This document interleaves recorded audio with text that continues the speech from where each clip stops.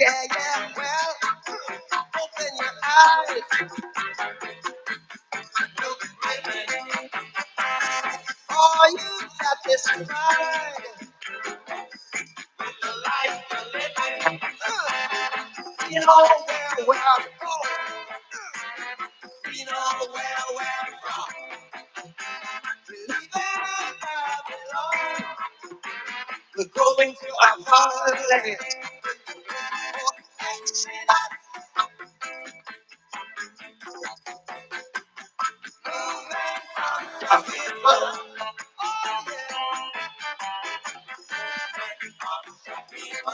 Another brother Moses.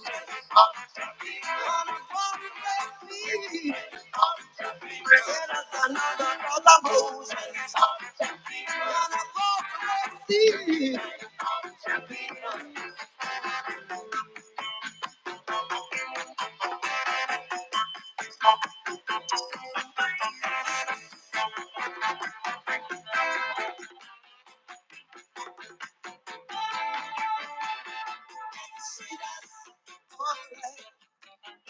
What's up, everybody?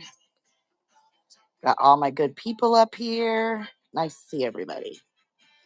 We're going to be talking about tariffs tonight because I am sick of not having the proper talking points for combating the idea that, advertising dollars are because of tariffs or, prices for goods because of tariffs. And so I really want to dig into the ones that have been completed, which there's 8 deals or 8 countries that have completed their trade deals. Wait, And Kim, I have a question. Can you hear me? Because I have it on the car phone because I'm driving. Yes, we can hear you. All right, cool.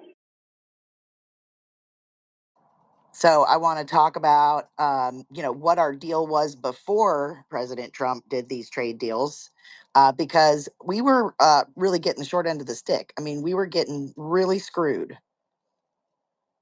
So we're going to get into it. I've got charts and tables and all kinds of good stuff. And Kelly's going to give us an update on what happened in Congress today because, they gavelled back in and pretty much, same old, same old. We're not going to let them get away with it this time.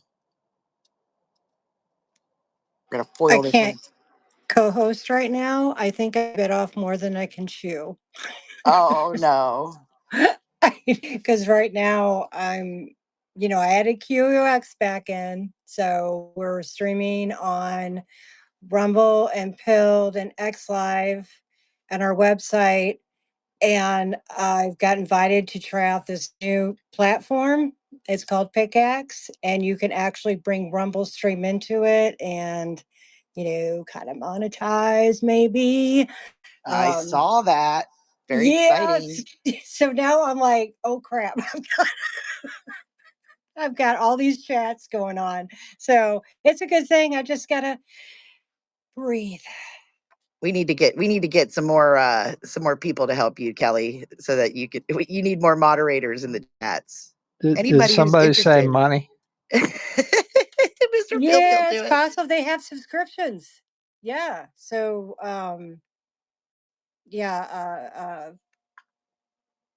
hang on a second. Given that we're not so successful with subscriptions here, you may be able to do better on Rumble. We're going into the golden age. Everybody's going to rain money. Don't you worry. All because of the tariffs. You could seriously, you could seriously mock these people at this point with all this talk about tariffs. Like, why don't we just pick a random problem and then say, oh, it's because of the tariffs? Like, that's how ridiculous this is. Well, they got. If they can't blame it on Trump, they're going to blame it on tariffs. Okay, Rant, you can just, for right now, you can just jump in. Oh, well, I'm going to be playing devil's advocate. I'm really excited about this. I've been wanting to get into this tariff talk, so I'm excited that you guys are going to, bring in some of the positive aspects, but, being an economic, I guess, subject matter expert. I think it's a short-term solution. I think it's going to fail and it's going to hurt a lot of us more than it's going to help. And so I'd love to, just debate that a little bit. So my argument is, what did we have before?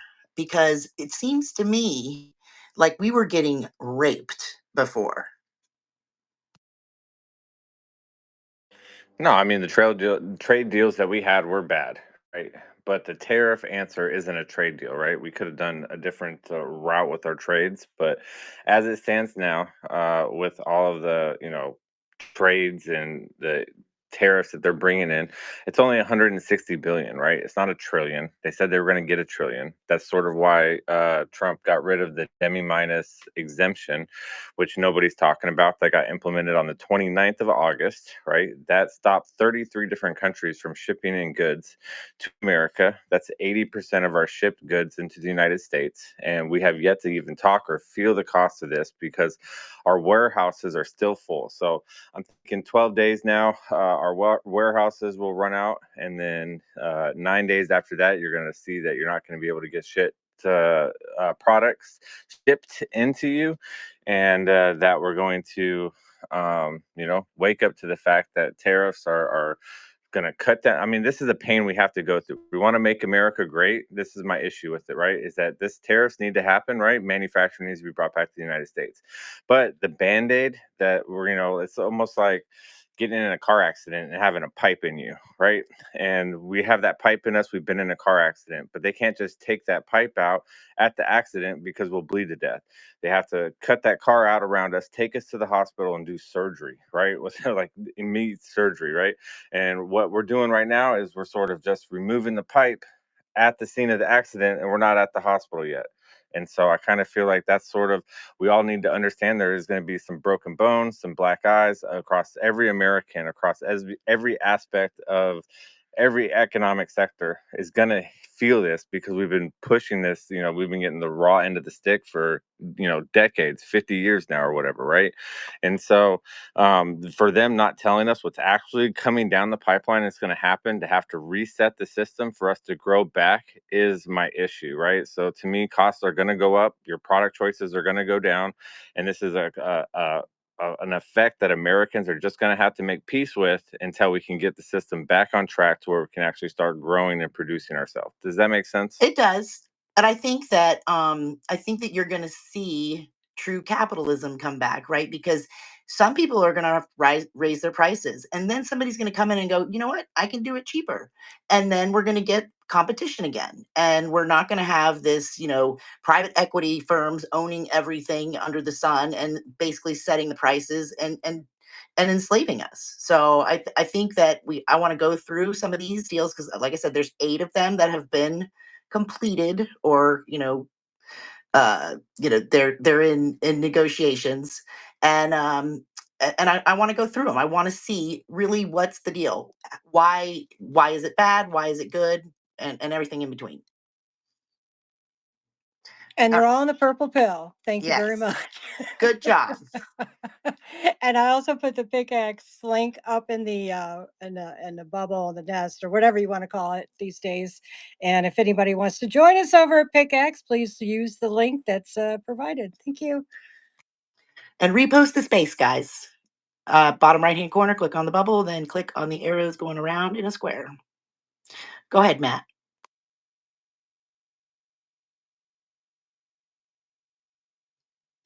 Two things. Two things. First of all, this is actually okay. I'm remembering what I was going to say. First of all, yeah, I hope none of you have to go to the hospital. Because that's kind of, I find that to be kind of a faulty analogy. You shouldn't have to in the first place. But anyway, the second thing is, this is neither a pro tariff nor con tariff point, but an observation. What's the definition of trade deficit? Because if you buy X amount of products from a place like Ethiopia or some other smaller country that doesn't have as much GDP as we have, is that a trade deficit, or is that or is that a mere reality that we buy stuff from smaller countries they can't turn around and buy from us because they don't have as much stuff, as much money, as much whatever as we do. I mean, I think that that's kind of what got us into this mess. I think that's what we did Can you back in the guys hear me? 1946. You know, when we started bringing manufacturing back into everybody's country, countries grew around the planet. And when we started outsourcing everybody's work to just specific countries, you've seen countries get strangleholds on because we're not trying to develop certain countries, right? And we're not trying to develop them because it comes back to energy and minerals and oil, where they do not want to turn these places into an economic powerhouse and bring those people up, because then they lose the stranglehold on energy, right? So it all comes down to like who controls the resources across the planet, and that's sort of what the tariff game is for right now, is to hold, you know, well, one, he's using tariffs pretty, in my opinion, pretty smartly to stop different conflicts, right? Like not necessarily having to go to war, but he has used that in certain situations, right? Correct me if I'm wrong, but to change the outcomes of different uh, uh, skirmishes, right? Not even wars, but skirmishes or disagreements between different countries, right? That's a pro Yeah, positive. but isn't that what historically wars are fought over anyways, is the resources and the minerals when it gets down to it, and money, right? And the thing is like, yeah, you can sit here and say like, oh my God, like we're gonna have, problems coming up and we're gonna have to give up so much. But at the end of the day, for the past 35 years at least, America has been performing at a lower level, right? Because we were put at a deficit. That's the word I was looking for. We were put at a deficit by our leaders, where we were literally allowing these countries to rape us economically for the benefit to go to the country instead of the benefit coming back to the United States. And I think that is what a huge part of this tariff is that, okay, you want America's military, you like America's money, but you don't like our power. So they put us in a position where we are automatically acting as a deficit in the world, but providing the world with most of its goods. We have definitely been devalued. Like we've had so many leaders, and and I think that this is one of those situations where the American people have been so conditioned to think that we're worthless and we're pieces of shit and we do bad things, when in reality, Trump is basically reminding us that we are a valuable nation, that we do create things, that we have empathy, that we have compassion, that we care, we give, but we gave and then we're taken advantage of. And we've had all of these leaders in place that apologized for us, and we don't need apologies. We don't owe anybody anything. Well, Kim, it's not just apologizing, right? Like the first sign that there's a sniffle of a conflict, or there's a sniffle of genocide or something like that. Who's the first people they call? America. Who do they want to bring troops in? America. They want our people to go fight in their country because their country's military isn't good enough to stand the battle that they find themselves in. But yet, when we're doing a trade deal, they want us to be at the deficit, even though they're literally, in so many cases, the whole reason you are allowed to have a country is because America stepped in and saved your ass. But that's all we're selling, though. All we're selling is military and entertainment. What else does America sell to the world That's other the than myth. military and entertainment? What's wrong with that? What's wrong with I that? think that's the myth Nothing's wrong too. with it. But if we want to bring back, We have some of the best weapons yeah, manufacturers in the but world. that's not what we're bringing back as tariffs. Tariff. He wants to bring back jobs. He wants to bring back, the welders, the pipers, the Doesn't construction want us workers, to be right? Like, all military, right? He wants us to be the manufacturers. He wants us to be the producers again, like we were, like build things and create things and invent things. And that's we were the war country, right? We have been exporting our military for decades with no real return. And that's where it's got to end. And that's what he's trying to do, is shift everybody's mentality. And I mean, I didn't know that we were in all of these trade deficits. I didn't know these countries were taking advantage of it. I suspected that, things were not good. But I do remember, like, back when, Obama was in, being like, I'm so sick of us going out and bowing down to everybody and apologizing and being like, oh, we're so sorry that you're, war torn country.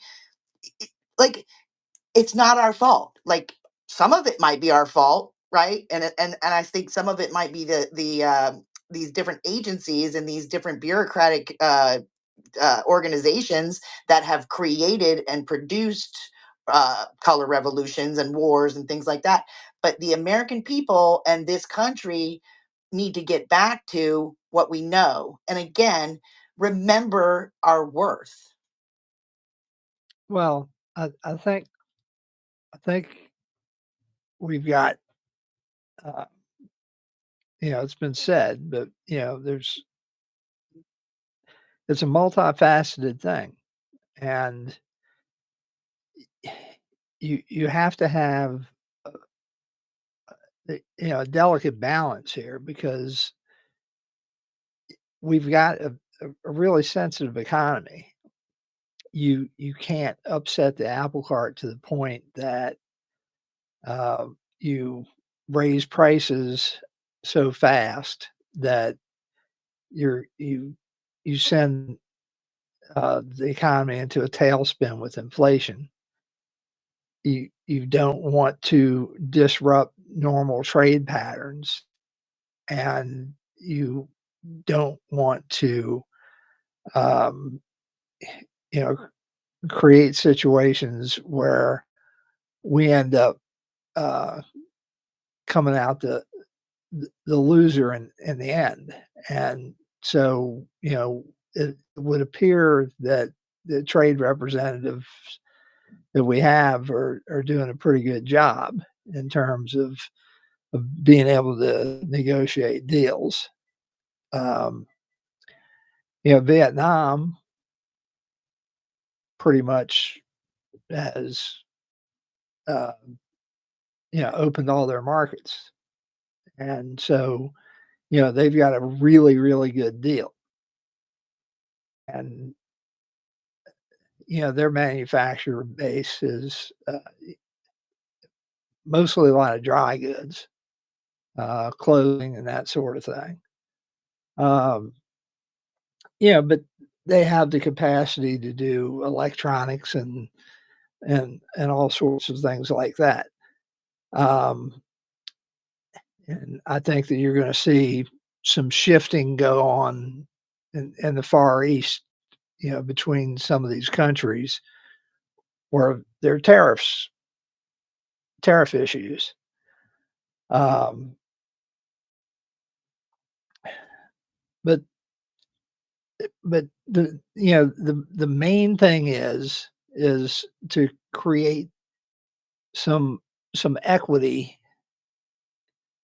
in terms of of trade, because when, back when Reagan was president, we tried to have uh, a policy of not having any tariffs at all when you had most favored nation status. And we were the ones that didn't have any tariff, but all the other countries could have a tariff. And, you know, that doesn't work very well when you don't have access to other people's markets.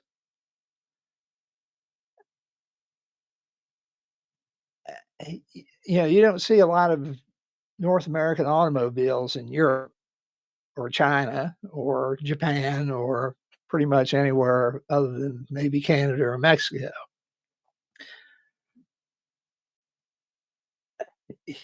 You see American clothing in all these countries, American design clothing manufactured in somebody else's country, not made here anymore. Um, it's a problem. So, to Rand's point, I think that by pulling back manufacturers into the United States and in critical industries and creating jobs, we don't want we don't want to manufacture U.S. military uniforms in China or Korea or Vietnam. We don't want to manufacture American flags in Singapore. We definitely don't want to manufacture our aircraft in any of those countries. And it would probably be a good idea to have most of our medicine manufactured here in the United States, or at least the critical medicine, so that we're not put in the situation that we had during COVID, where we don't have any antibiotics here. They're all coming from China. It was bad enough that we had a shortage of IV bags, and they're all made in Puerto Rico, which is one of our territories. Fine, but it's still offshore. Yeah, most people aren't reaping the benefits of that. All right. Well, Yeah. I do want to start with like the first country that we're going to look at, and that's the UK. So apparently, we never really had a trade deal with the UK until 2025. So it said that in 1945 to 1950, post-war recovery, 1945, World War II ends, Britain is bankrupt and reliant on U.S. loans. 1947, both nations signed the General Agreement on Tariffs and Trade, the GATT, creating the first multilateral framework for lowering tariffs. 1948 to 1952, the Marshall Plan aid, 3.3 billion to the UK, helped to rebuild Britain's economy, tied to U.S. demands for freer trade. And then you have the British imperial preference system still favored Commonwealth goods over U.S. exports.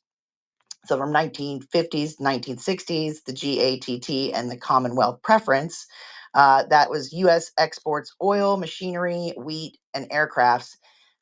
They entered the UK under the GATT rules, but faced higher tariffs than the Commonwealth partners. Britain's exports, cars, textiles, consumer goods had steady access to the U.S. under the GATT. Britain applied for the EEC membership in the 1960s, but entry was delayed. It was vetoed twice by France. So then 1973 to 2020, 1973, UK joins the European Economic Community. Brussels takes control of trade policy. In US UK, trade is now US EEC or EU trade. Then the tariff set at the EU Common External Tariff. UK cannot negotiate independent trade deals. So now we're dealing with the EU. US EU trade spats spill over to Britain, the Airbus Boeing disputes, agriculture bans on hormone beef and chlorinated chicken. Of course, they don't want our shit because it's all poison.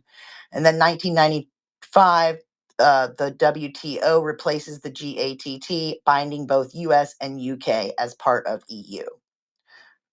What? 2020 Brexit, January 31st, 2020, the UK officially leaves the EU. Transition period until December 31st of 2020. So they had a whole year, and then the trade rules were still based on the EU. After Brexit, the UK regains the right to strike independent trade deals. 2020 to 2024. Post-Brexit, but no U.S. deal. The Trump administration from 2017 to 2021. Formal talks with the UK. FTA began in 2020. Negotiations stalled and no deal was signed.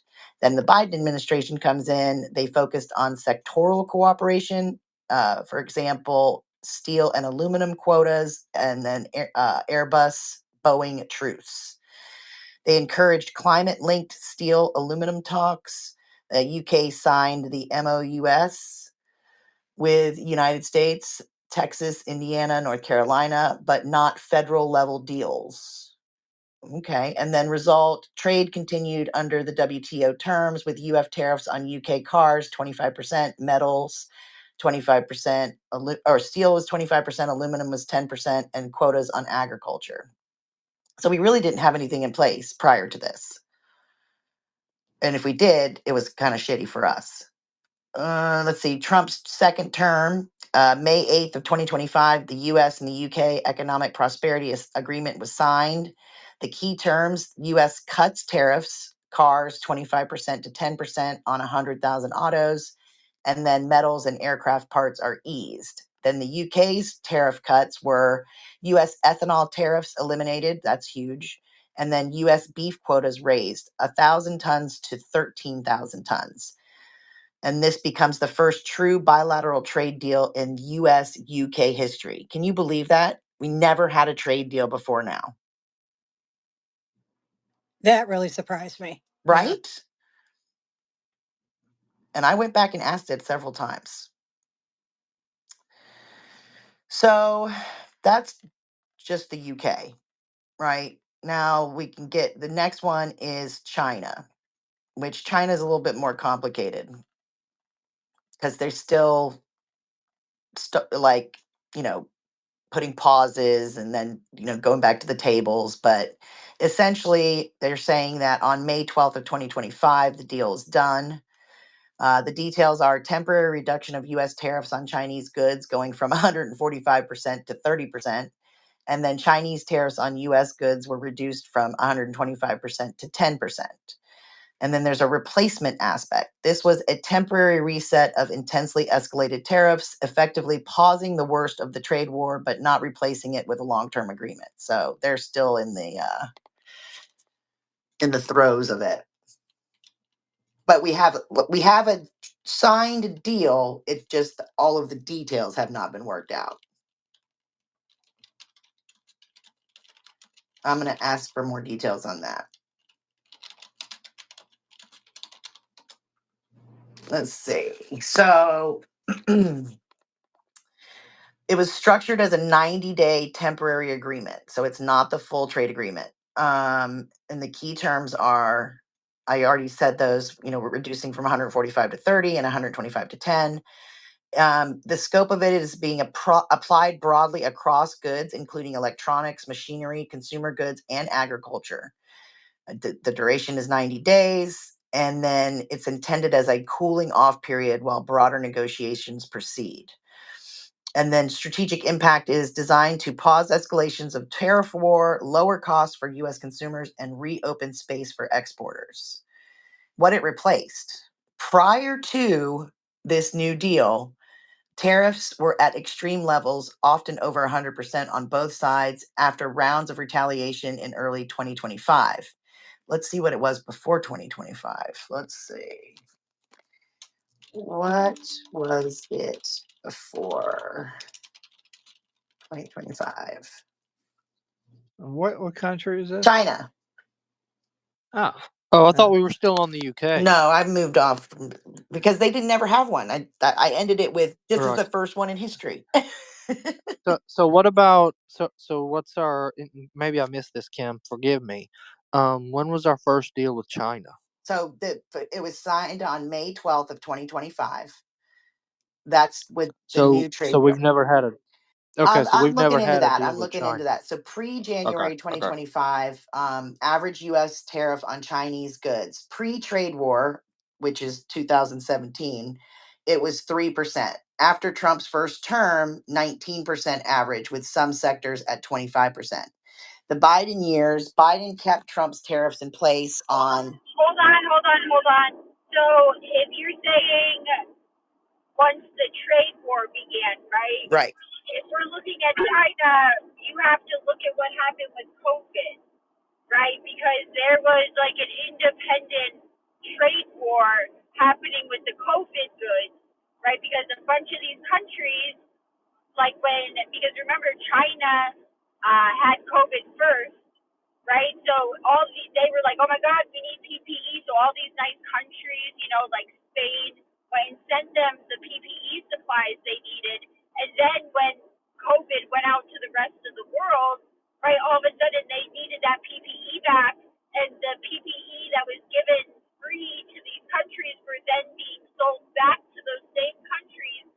at like an extreme amount markup, right? So it needs to be looked at because it's not just the trade war that affected this Chinese thing. It's also COVID had its own independent effect on it. Yeah, I'm going to go back to 2017 when Trump sort of stepped on the fire ant pile, right? So before 2017, The first trade deal with China was in 1844.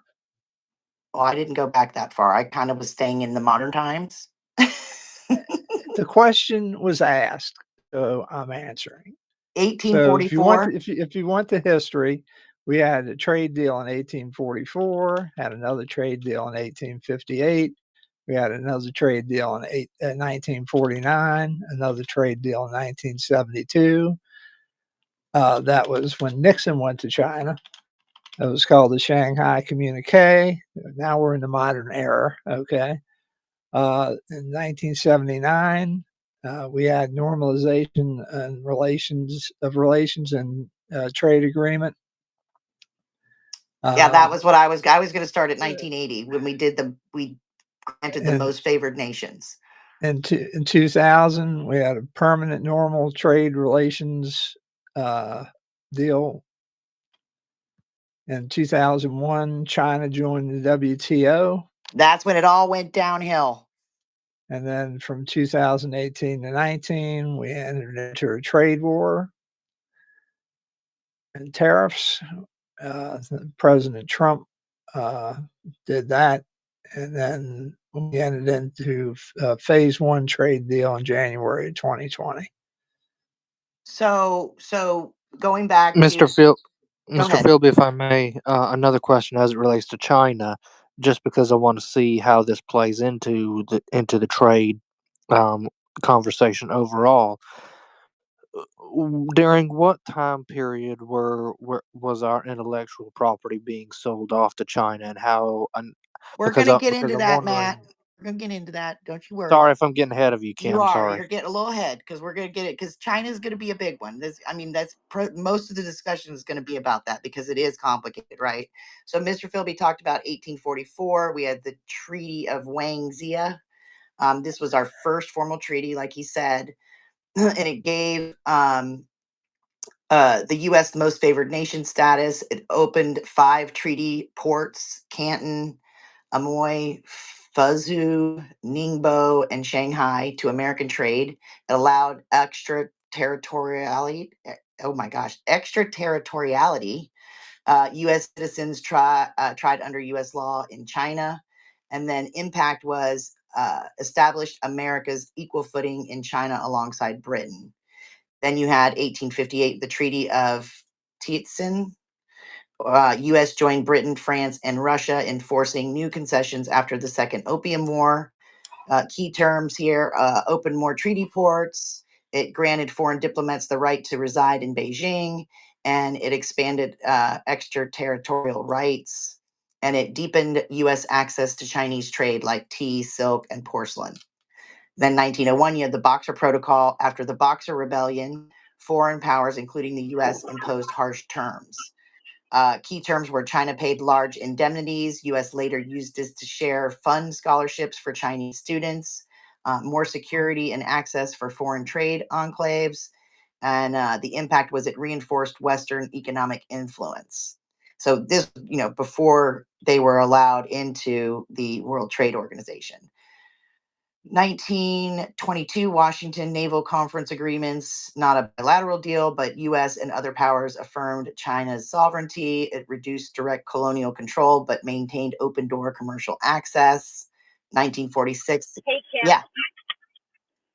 Do I still? So I just got off your exit. Do I call your phone or your husband? Either one. Okay. Sorry, guys. Jen's coming to visit. All right. So 1946, the U.S.-China Treaty of Friendship, Commerce, and Navigation. This was signed with the Republic of China after World War II.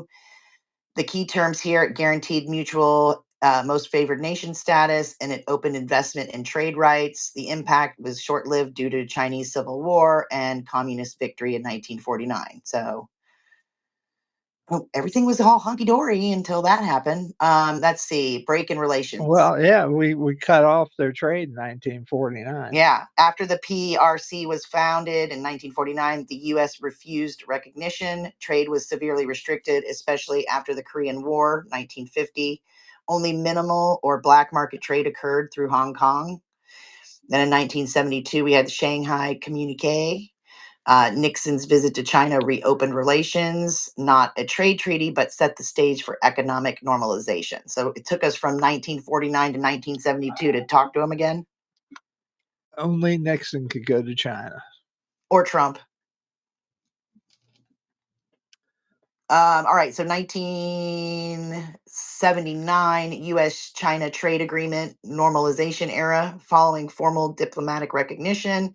Key terms: restored the most favored nations trade status, opened the door for investment and technology transfers, and it sparked rapid growth in U.S.-China commerce during the, I don't know his name, Deng Xiaoping's reforms.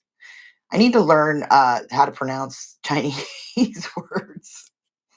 1980, we did the most. I was going to say you better brush up on your Xi Mandarin. Jinping. This guy's name was Dang something. 1980 was most favored nations Dang it, renewal. Kim. What was that? I said, dang it, Kim. So Congress granted China most favored nation status, subject to annual review due to human rights concerns, and we allowed China to access U.S. markets at low tariff rates. Then in 2000, we did the permanent normal trade relations, as Mr. Philby pointed out. Congress granted permanent most favored nation status to China.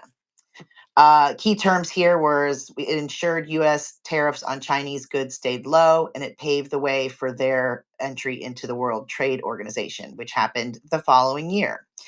The impact here was U.S. tariffs on Chinese goods averaged about 3%. China lowered tariffs but maintained barriers in service and agriculture. It triggered a massive surge in bilateral trade with U.S. deficits growing. So we were getting just worked over. So that's 2001. So from 2001 until 2020, I mean, they based their hand on us, and we were just giving away the whole kit and caboodle for free. I feel like dirty. So 2001, correct me if I'm wrong, is when China entered the WTO. Correct. What else happened in So 2001? 9/11. Mm-hmm.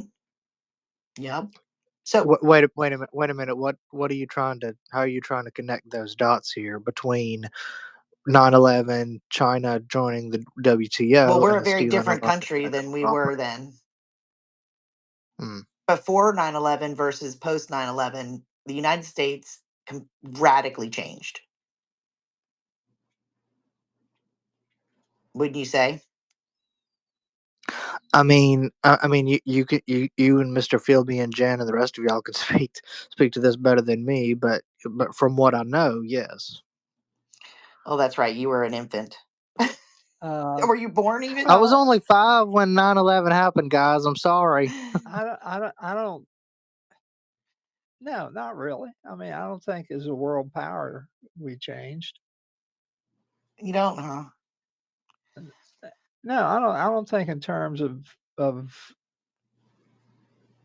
don't think in terms of diplomacy and in term. We were engaged in war, but I don't think in terms of our overall posture, it was a huge shift. I think it had already started shifting. I think, Yeah, I think what happened internally yeah. in domestic policy, it was certainly a major thing because we had Patriot Act. But I think that also spilled over into our, forward facing foreign policy. I feel like we took a blow to our confidence there. I mean, did we really?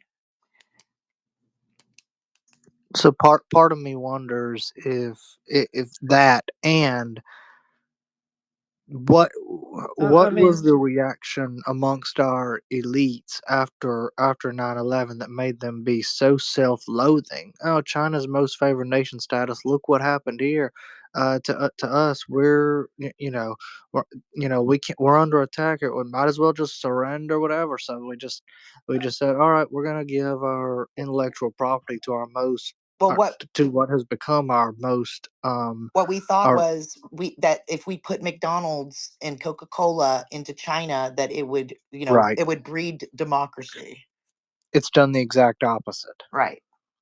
well, that's not altogether true either. The Chinese society is much more open now than it's ever been. Until they want to crack down on something. And what are we compared to them? Like, where are we before we sold our intellectual property to China, Oh, and we then didn't and we now? didn't sell it. They took it. The thing Did they? you need to understand, you go to China and you want to operate inside China, okay? You have to turn that over to them in order for you to be able to manufacture. Right, I get that, but It, but what I'm getting at is, did we sell? Did they take it, or did we give it away? Did we allow them to take it? No, well, this was all it's the espionage that was happening in the schools, right? This is why we have a problem with like the 600 thousand Chinese students that are going to come over here, right? Because this is how they infiltrated America's schools to start with, right? They brought them over here on visas to come to school. While they were in school, these colleges got a lot of people working on things and doing different sciences and different aspects to grow out that field. And these students, not every one of them, right, but certain students that were put into these positions, right, were taking this knowledge back with them when they left America, or sending it back to China. And then China would just reverse engineer our technology and then sell it to us for a cheaper spot. You know what I mean? Like, this happens across the board with like a lot of things. Look at a lot of our patents, right? You're in school, you're in college, like your third or fourth year, you're working on something. Well, this part doesn't exist. So you sit down with your team, you build out the part, you test it, you test it, you test it, you get the part that works, you write the patent, you fill the paperwork out. Well, then they just take the paperwork, take some pictures of it, send it back to China. And then now China's got the blueprints and the specs. While that stuff is going through the patent process, you can see this many times in history, where China has then started selling out a product that was going through the American patent process, right? Or we try to take, for example, we had a patent and you're building it in the United States. Then you wanted to build that cheaper, so you sent it to China. Then they would change up some stuff on it, make their own version of it, cut you out of the deal, and then sell it back to America, right? This has been happening over and over and over and over again for you know 30 years now.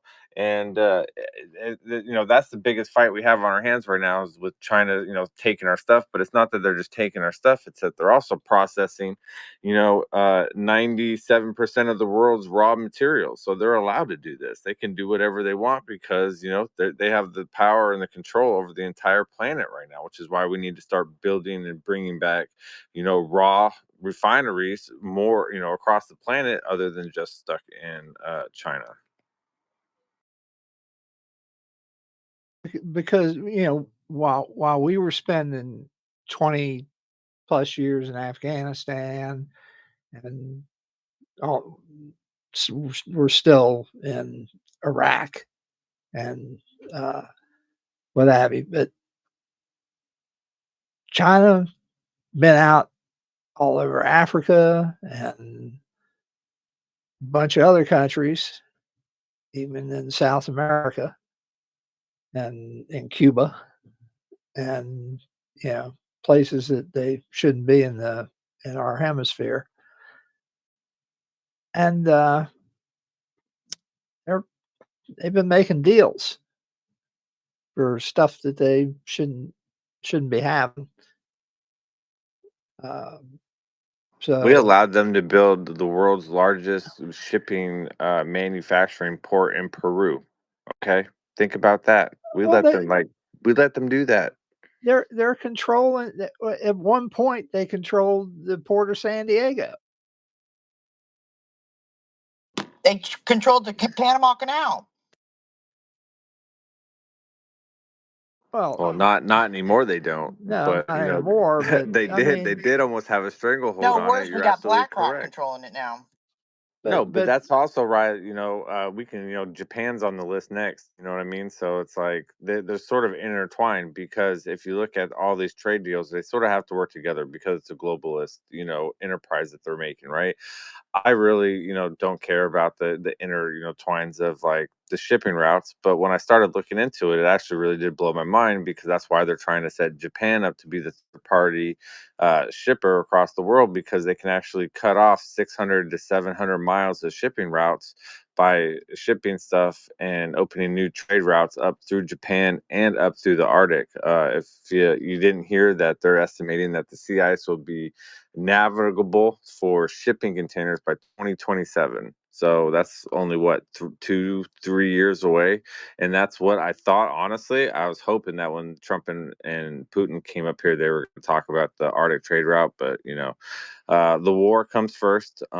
But that will shut off and open up a lot of economic resources for America. But we're sort of pushing India, Russia, China together, and this is all due to the tariff war too. So right, that's a con that we're not talking about because I mean, come on, we pushed India and China together. That should be a serious red flag for all Americans. What? Wait, yeah, that's kind of. Didn't I hear something a while back about those two countries meeting? I mean, I thought India was one of our biggest allies in that region. Or they, or Them we, and well, I mean, China we get are a in lot the. of workers from them. I mean, we import a lot of their workers using H-1Bs, but then they're going to turn around and cozy up to China. What's going on there? India is not really an ally to anybody. No, see, that's the problem though, is that they're not really an ally. So you should want to keep good reliance and relationships with them. But we're not. We're pushing India into Chinese arms right now. Like the Chinese are just like opening arms up for everybody. That SCO conference they just had, you should, if you weren't paying attention to that, they're all making plans around us. And it's sort of, they're coming after the world currency. I'll tell you that much. They do not want the dollar to be the world reserve currency anymore, and I honestly think that they're trying to kill the dollar anyways to bring on a digital currency. So all of this would just accelerate the process of this whole techno fascism that's coming our way. And this is like what the tariffs are like a short-term solution, like I said at the beginning of the show, for a problem that's a long-term fix, right? So if we can't get this solved in the next, I would say, year and a half, we're going to have to stop doing tariffs altogether because it will kill manufacturing. It's shown it in history, multiple times, right? So That's assuming the courts don't come in and say these tariffs are illegal, and then the companies that receive tariffs then have to suddenly give billions of dollars worth of refunds. Well, I mean, that's true to an extent, but when you have critical industries, sometimes you have to have tariffs. Take a look at the steel industry, for instance. We have to have steel manufacturing here in the United States for a lot of obvious reasons. Like we need to manufacture steel for our military, for our infrastructure. We don't really want to be importing Chinese steel, which is not great steel. It might be all right for using in office buildings, but not great for you know putting a bridge across a big river.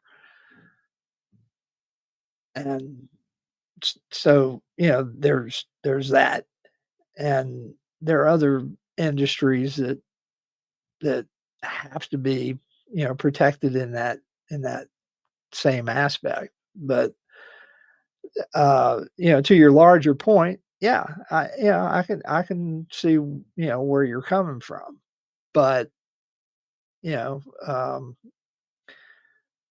at the same time, we got a 32 or $33 trillion national 37.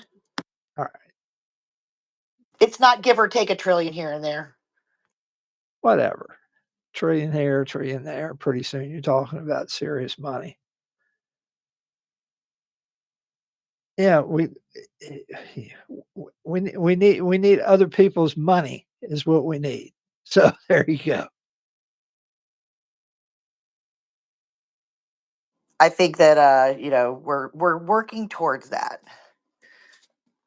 That's the key, is that and we've got to like be able to speak to these things, because I I do think that the tariffs are a proper solution. We should at least be reciprocating whatever they're doing to us, we should be doing back to them, so that we can negotiate things and get them so that we're on a more even playing field. Because us giving away everything for free, and then getting charged astronomical tariffs, which has been the case in several instances, is just, it's not okay.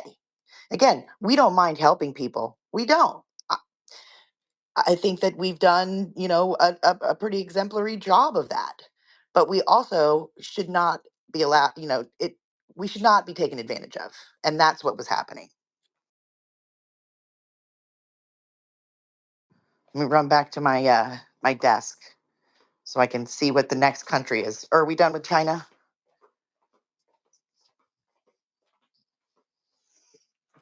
All right. All right. I'm done. All right. Are So you done? You done, Rand?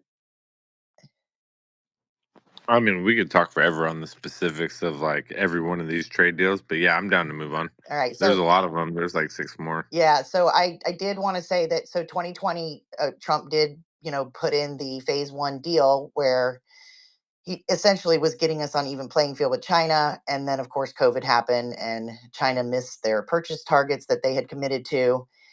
Then in 2025, obviously, we've got the 90-day reset, because, we were going back and forth and everybody was raising. And we got to the point where we were charging them 145% and they were charging us 125%. And it just makes no sense. So let me go back. The next one is Japan, I believe. And that one, we did complete that trade deal. And let's see, where are you? All right, so Japan. Oh no, wait. Next one was European Union. Let me not forget that one, because we got a bunch of money from that one. So that one was signed on July 27th, 2025, pretty recent here. And the framework on that one is 15% tariffs, mutual concessions. And let's see, they are paying us quite a bit, because under the old income, we were getting, let's see, under the old deal, we were getting basically nothing from them. Maybe 200, let's see, $200 billion. In this new trade deal, we are getting $1.3 trillion. So feel like this one's a good one that he put through. I think it's good, Kim. We're leveling the playing field, Right, exactly. So what are the details on the EU agreement? Also, with the Intel thing, Intel's not going to file bankruptcy like Cylinder did in 2011. So I I mean, think that getting one, 10% back from Biden our gave away tax money. dollar investment in it and bringing Exactly. That was one of those factories instances. onto American soil is a good idea. Well, and that's one of those instances where people were bitching about his Intel deal, but Biden like basically gave them $7 billion with no questions asked, whatever. And Trump went in there, gave them money, asked for return on investment, and that he wound up making like $4 billion off of that. So I mean, again, Imagine that. he's just trying to level the playing field, because we were just, again, just in a very bad position. I mean, the deficit, major part of our deficit is this. Like, we were trading on a deficit every year. So the key terms of the EU agreement: 15% tariffs on most EU exports to the US. It's set as a flat rate to replace higher potential tariffs. Trump had threatened up to 30 to 50%. 0% tariff on select U.S. exports to Europe, including some energy and agriculture products. Energy and investment commitments. The EU pledged to purchase 750 billion in U.S. energy, which is oil, gas, LNG, coal, renewables, and then direct 600 billion in new investments into the U.S. factories, finance, technology. So altogether, it's 1.35 trillion dollars. So I feel like this is a good one for us. Regulatory cooperation, mutual recognition of standards in certain sectors like pharmaceutical, machinery, chemicals, simplification of customs processes, and then aim to cut back non-tariff barriers that slow U.S. exports. For food and agriculture, the EU agreed to expand quotas for U.S. beef, pork, soybeans, and ethanol, and still maintain bans on U.S. hormone-treated beef and chlorinated chicken, which we should domestically ban that. And then defense and procurement, EU governments committed to opening up parts of defense procurement to US companies. That's a major deal. What it replaces. Before the deal, pre-July 2025, the US imposed tariffs on EU steel, 25%, and aluminum, 10%. The EU retaliatory tariffs on US products like bourbon, motorcycles, jeans. Trump threatened 30 to 50% tariffs on EU autos and luxury goods. And then the deal capped tariffs at 15%, preventing a deeper trade war. Economic expectations for the U.S. big win on energy exports, especially LNG and oil. Increased sales of farm products into the EU, boost of U.S. companies investing in Europe with reduced barriers. For the EU, its stability and predictability, avoid far higher tariffs on autos, machinery, and luxury goods. And they retain protections on food safety standards, red line in EU policy. So, and they said comparison with past efforts like the Transatlantic Trade and Investment Partnership negotiated under Obama would have been the largest US EU FTA in history. It collapsed in 2016 due to political opposition in Europe. In 2025, the deal is much narrower and more tariff management plus purchase commitments. Not full free trade deal, but first structured EU trade agreement ever signed. Again, just amazing to me that we haven't had deals in place before now. We did, but we were getting the short end of the stick, and we were being sold out to the highest bidder by these people in Congress that control the purse, supposedly. But we never had a trade agreement with the UK. Can you believe Yeah, that? This is the first one signed in history. So, and again, that makes what he did even more like crazy. I'm trying not to burn what's down the great? house. Kim, Hillary Clinton was posting about tariffs, and she left her comments open, right? Oh.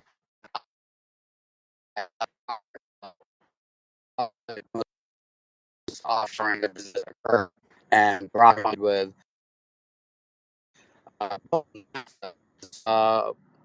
You're roboting. business.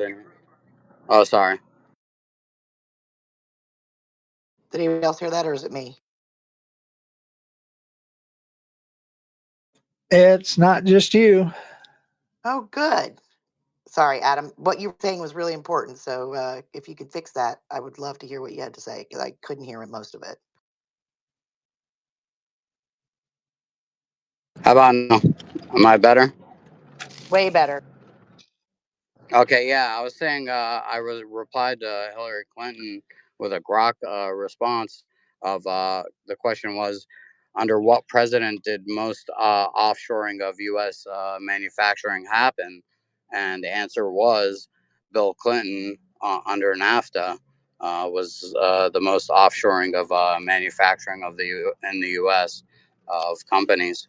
So NAFTA created those circumstances or conditions, let's say. I mean, she's got So balls Trump to post about bringing anything. using right, like Kim, I'm sorry. You're going to be very disappointed. What did you do now? Well, they have this guy. I don't know if you've ever heard of him. His name's James Madison. You heard of James Madison? He is number 4. James Madison, you heard of him? Yeah, he's number 4. Quit being He passive aggressive, Chris. he wrote the Constitution, or most of it. In 1815, President James Madison proposed a trade agreement with Great Britain, which was ratified by Congress and signed. It was faking day. Nice call out, Chris. Tell ChatGPT you're wrong. So there was at least one. Maybe you said modern history. That was the last. No trade agreement That in was the modern last history. trade agreement we had with them, Chris. Well, we had a war, or 2 wars. We had the War of Independence, and then we had the War of 1812,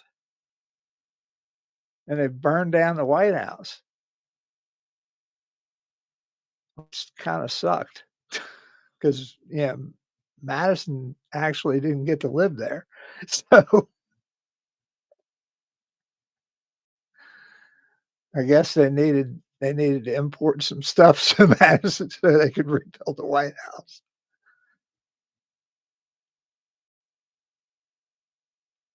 Just saying. So, listen here, Mr. Smarty Pants. Why don't you finish the EU for me?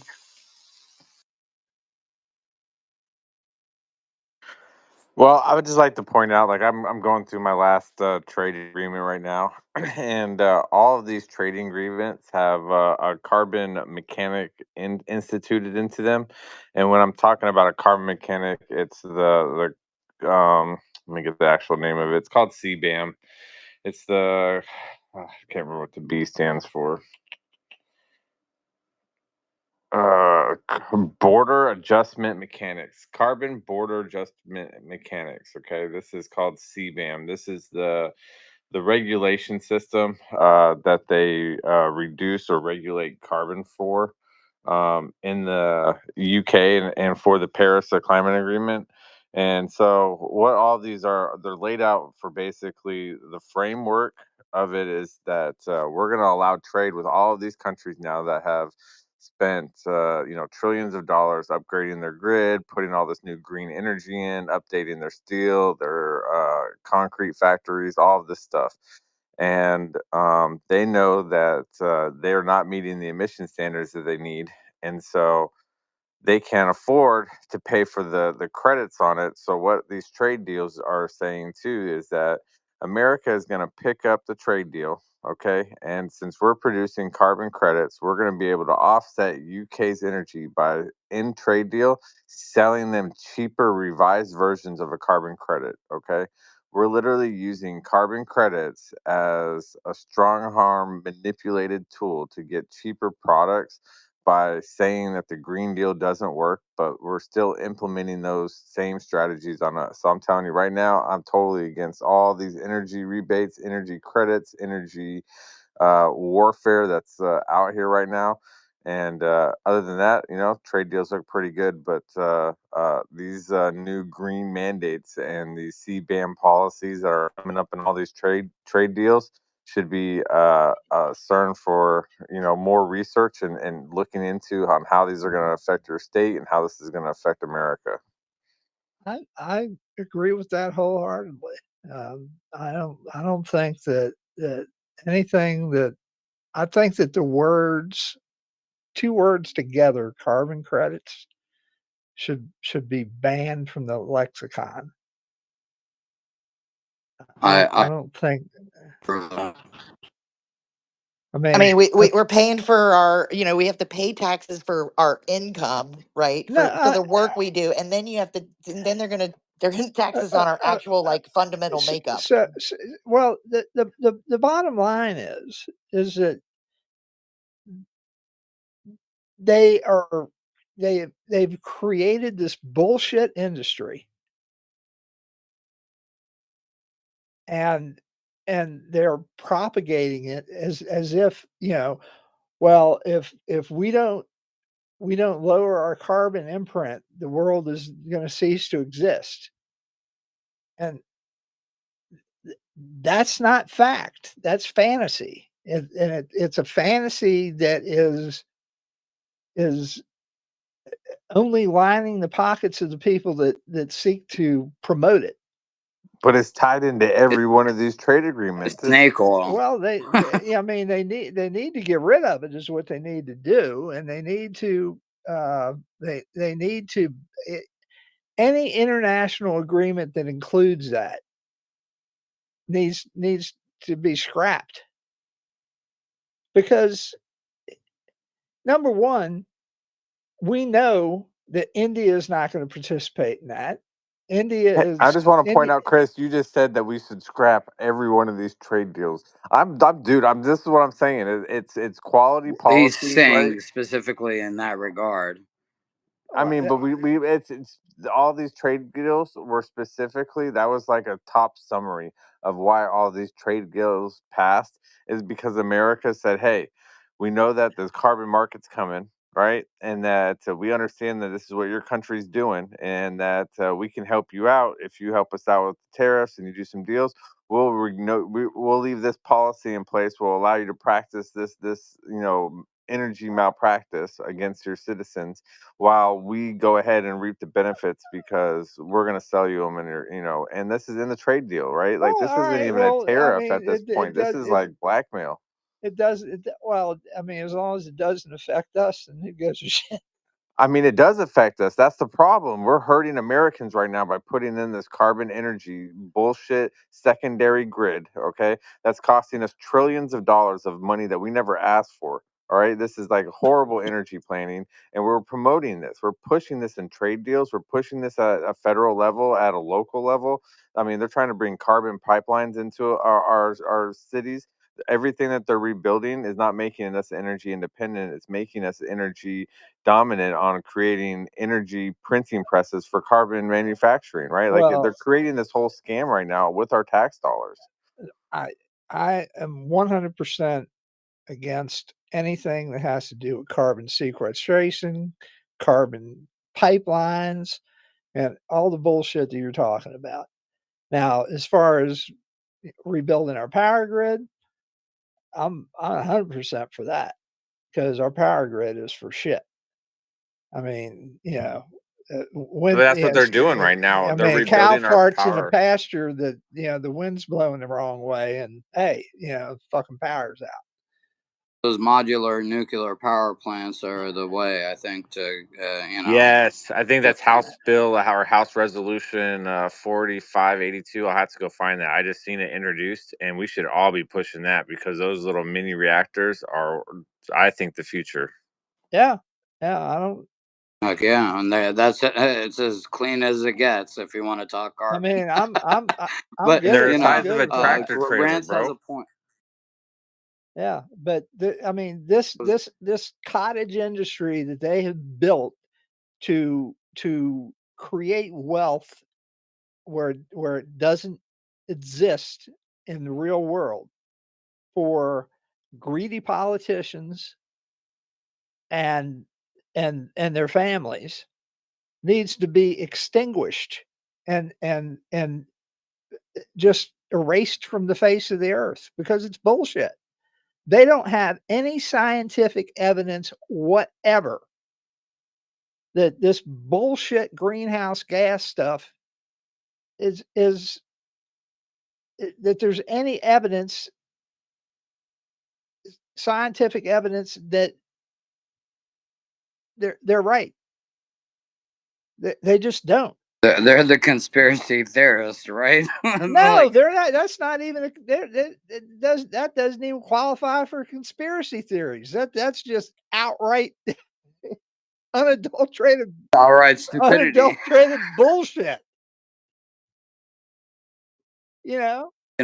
Chris, I was looking at some of the blockchains, the ones that are the ISOs, and one of them, Hedera, was pushing ESG and carbon credits, that they're going to be able to track it through that, as far as the carbon credits and on the blockchain. And we have to rightfully so give pushback to these companies, because if these are what are going to be the monetary exchange mechanisms, they shouldn't partake in this if they are American companies, for instance. I understand that that they would be helping manage what other countries do. Uh, okay, and you're making money on it. That's fine, but like I just worry about the creep coming to America, and these carbon credits sort of crap, and ESG and things that we fought in 2020 to get shut down with the I don't DEI disagree with crap they that at were all, pushing. Adam. I think that you have to look at this practically. Nobody wants to pollute our planet. Nobody wants to destroy our planet. Nobody wants to have uh, um, dirty air to breathe. Nobody wants to have polluted water to drink. Nobody wants to be in a situation where their kids can't grow up and in an environment that is not safe. But at the same time, you know, nobody wants to be extorted into a, a life of slavery, and that's what this is. It's basically making you a slave to this bullshit. And if it goes through, this makes the income tax look like fucking sales tax. This is ridiculous. I'll give you a quote from Barack Hussein Obama from his presidential campaign in 2008. Your home electric bill will necessarily double under my administration because of this. And that was in 2008. What do you think it would be now if they start getting away with this shit? How would you like to have a home electric bill of $900 a month? A lot of people don't pay $900 a month in rent. Think they can, I'd start making my own energy at that point. but you're not going to be able to have a fireplace because that creates carbon, or you got to have to buy carbon credits to have a fucking fireplace. I'll run on a treadmill or one of those big hamster wheels. I mean that's ridiculous. I mean, these people are out of their minds. They act like you got a planet that is 4 billion years old. Assuming that science is correct, and you've got this infinitesimal tiny bit of data, and giving them the benefit of the doubt that they can go out maybe 200,000 years and projecting maybe what the climate actually was. And then in actual weather data, maybe they've got provably a couple thousand years. But in reality, they have less than 200.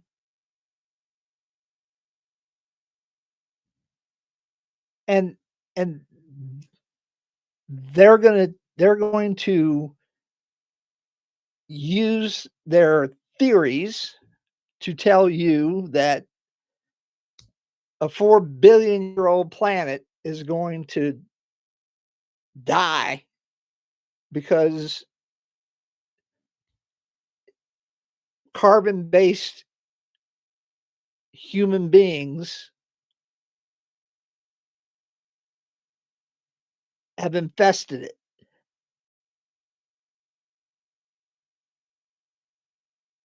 This is a family show, but F them big time. Because this little thing that we're on that's spinning, that's going around the sun, is going to be here a long time after they're long gone, and their money isn't going to do them any good when when their when their carbon bodies are in the ground creating pollution. Anyway.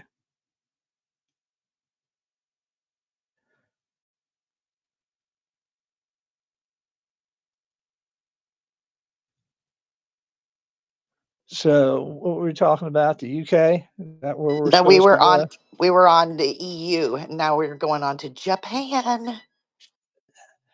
Remember, Japan. EU is going to pay us $1.35 trillion. So now we go to Japan, which they are the second most going to pay us the most. So, what do you know about Japan? Well, first trade deal was in 1854. The Treaty of Kanagawa. Oh, good Commodore. pronunciation there, Kanagawa. Yeah, I've been watching a lot of Asian movies here lately. Uh, Commodore Perry compels Japan to end its isolation policy and open two of its ports. In 1858, the Treaty of Amity and Commerce, I think, called the Harris Treaty, was negotiated, and that gave extraterritorial rights and most favored nation status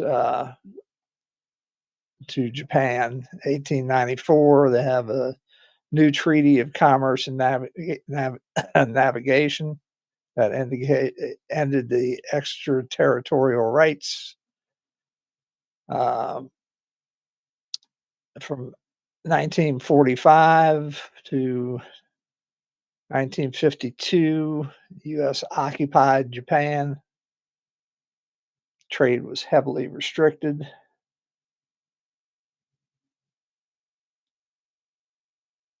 And, let's see. 1951, the Treaty of San Francisco. Reestablished Japan's full sovereignty. New trade agreements from 53 to 55, giving Japan most favored nation treatment again.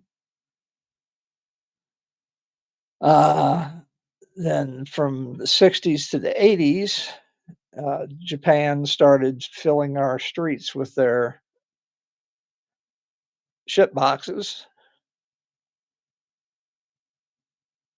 and electronics. I remember having a handheld calculator that cost $100. They went for a lot more than that. And then they had market access agreements that came in the 1990s. U.S. pushed Japan to lower their trade barriers, and they had multiple bilateral agreements signed under the Bush and Clinton administrations. In 2019, the U.S. And Japan signed the USJTA under the Trump administration, reduced tariffs on U.S. agricultural exports, beef, pork, wheat, and wine. U.S. reduced tariffs on Japanese industrial goods, but kept auto tariffs in place. and that entered into force in January 2020.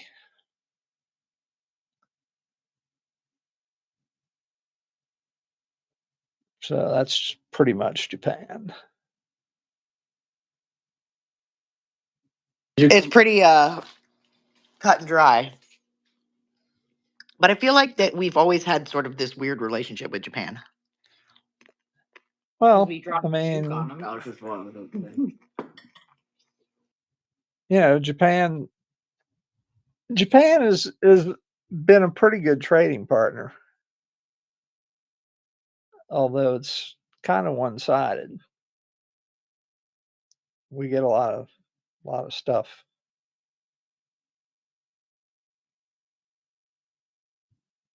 Didn't they open up car factories here in the U.S. back in the 80s, Chris?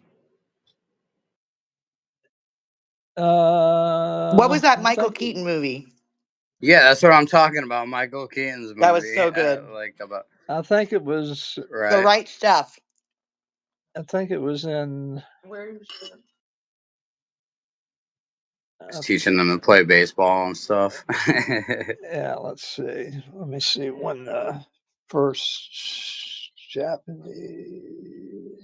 Dr. Angela was in his space earlier, and she brought up that I think it was her that in Japan that there's something that just came out today that people that had taken the mRNA jab are coming down with like some sort of like symptoms similar to COVID. 1982 in Marysville, Ohio, the Japanese opened the first Honda plant.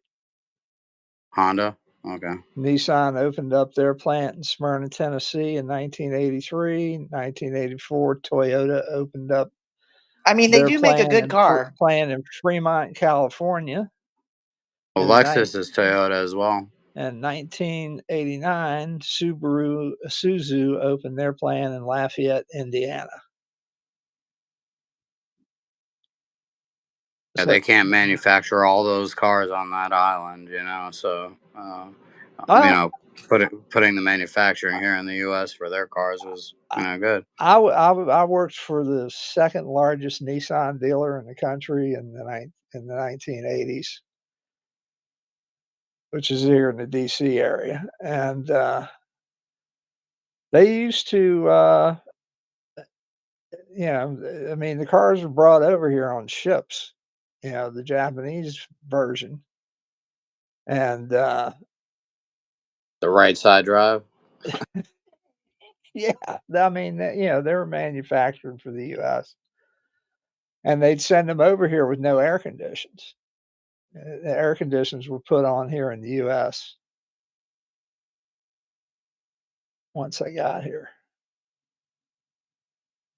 But the serial, you could tell which ones were manufactured here because of the serial numbers. The ones that were manufactured in Japan started with a J.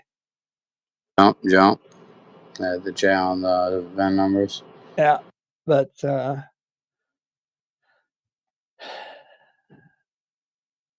and then Chevrolet had a partnership with Toyota, and with their Fremont. They had a what was the name of that car? The Tundra? No, it was a little car. And every once in a while, Suzuki? No, it was a really small. Let's see, what was the name of the car? The Toyota you're talking about? Yeah. The RAV4? No. That was way later.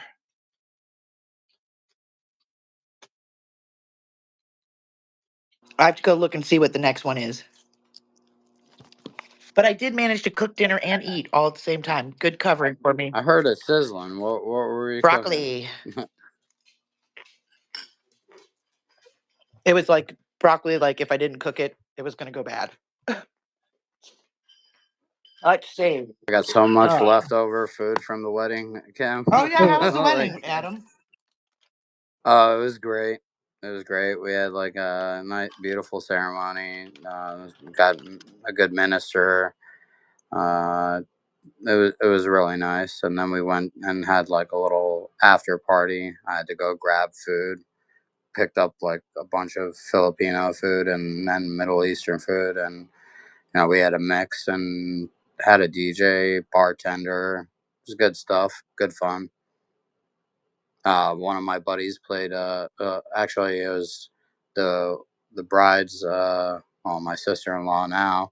Uh, one of her friends from the Philippines. He was playing music with guitar, and then one of my friends, my brother's friends, like well, my friend too, but he brought his trumpet and played along. So that was pretty cool. We had some live music, and then we had the DJ. So it's good food, good friends, good family, and like good times.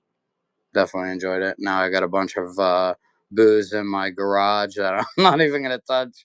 Maybe I'll make a drink every once in a while, but I think I'm gonna have a barbecue. Invite the neighbors. I've got a bunch of food too, so yeah, You can have a little casual reception. Yeah, just yeah. don't get the neighborhood kids drunk. What? I So know no neighborhood kids coming over to my house, man. Get off my lawn.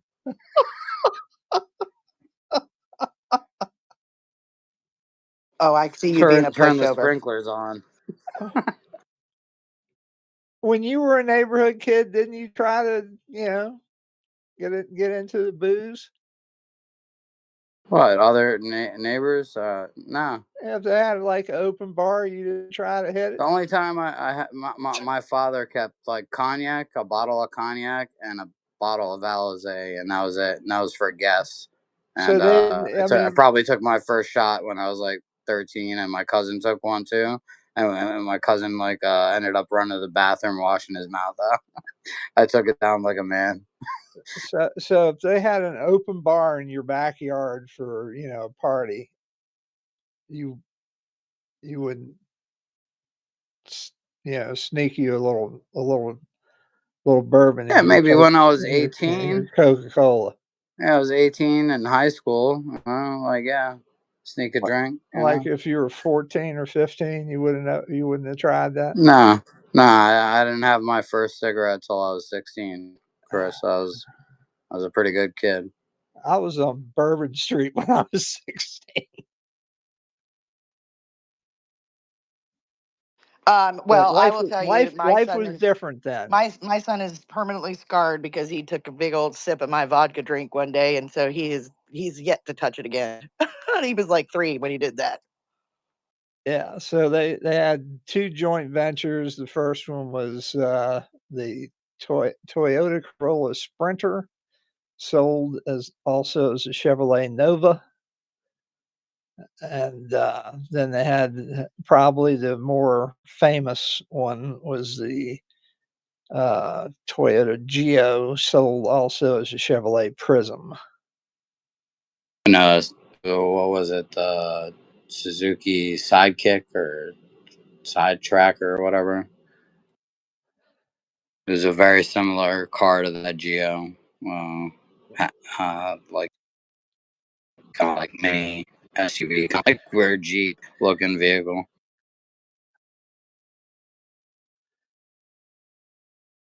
All right, so next on the list is Vietnam, which is a very interesting trade deal because there's 2 parts to it, right? So there's a tariff on the goods that are manufactured there, and then there's also the tariff on uh, any Chinese good, like things coming from other places through Vietnam. That's a higher tariff.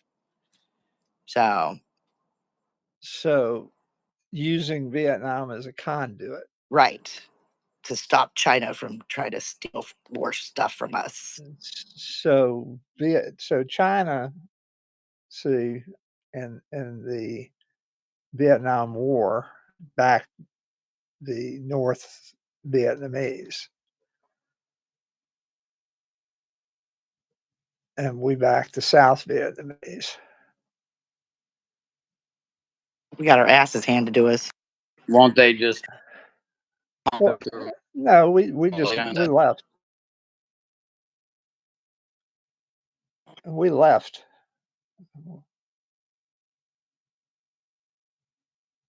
We shouldn't have been there in the first I'm just place. saying, if they're not, if they have that in place for Vietnam, would they have it in place for Malaysia as well? I don't know if we got an agreement with Malaysia, but yeah, you should have that same deal for Malaysia, for Singapore, for Yeah, those I think those are still in the work. So let's see, July 2nd of 2025, announced by Trump as a historic deal. The key terms: Vietnamese tariffs. Vietnam agreed to apply a 20% tariff on all goods it exported directly to the U.S. and a 40% tariff on goods transshipped through Vietnam to stop China and others from using Vietnam as a backdoor into the U.S. market. U.S. market access. In return, Vietnam gave the U.S. total access to its domestic markets, effectively removing tariffs and quotas for American goods. This covers agriculture, energy, industrial goods, digital services, and manufacturing inputs. Investment and strategic commitments. Vietnam committed to increase purchases of U.S. agricultural products, soybeans, corn, pork, beef, expanded access to U.S. energy exports, LNG, coal, and renewables, and strengthened cooperation in semiconductors, tech, and digital trade, areas where the U.S. sees Vietnam as an alternative to China. Interesting. What it replaced. Before July of 2025, the U.S. and Vietnam trade operated under the World Trade Organization rules, with Vietnam enjoying a generalized system of preferences like access, lower tariffs on certain developing country exports. Vietnam's exports to the U.S. Surged after the U.S.-China trade war 2018 to 2024. No formal bilateral trade deal existed. So the new deal replaces this ad hoc arrangement with a structured reciprocal framework. That's the thing. There's so many, like, we didn't have anything in place. I guess maybe we thought we didn't need it. I don't know. I just don't understand the thought process behind that. Economic expectations for the U.S. Immediate gains in farm exports and energy sales. Big step in diversifying supply chains away from China, especially in electronics and textiles. For Vietnam, guaranteed U.S. market access for exports, even with tariffs. Access is stable. Boost foreign investments as companies see Vietnam as a secure base for U.S. bound productions. Projected trade growth. Analysts expect bilateral trade to grow 100 to 150 billion annually compared to pre-2025 levels.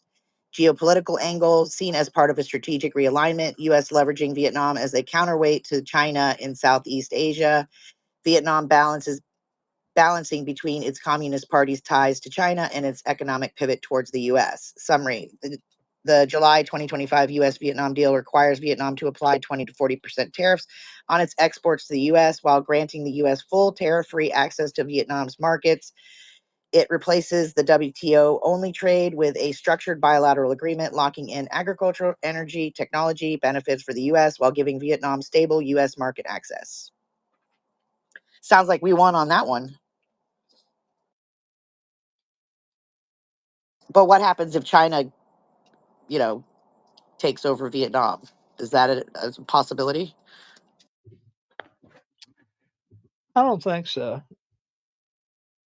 I think Vietnam's pretty stable.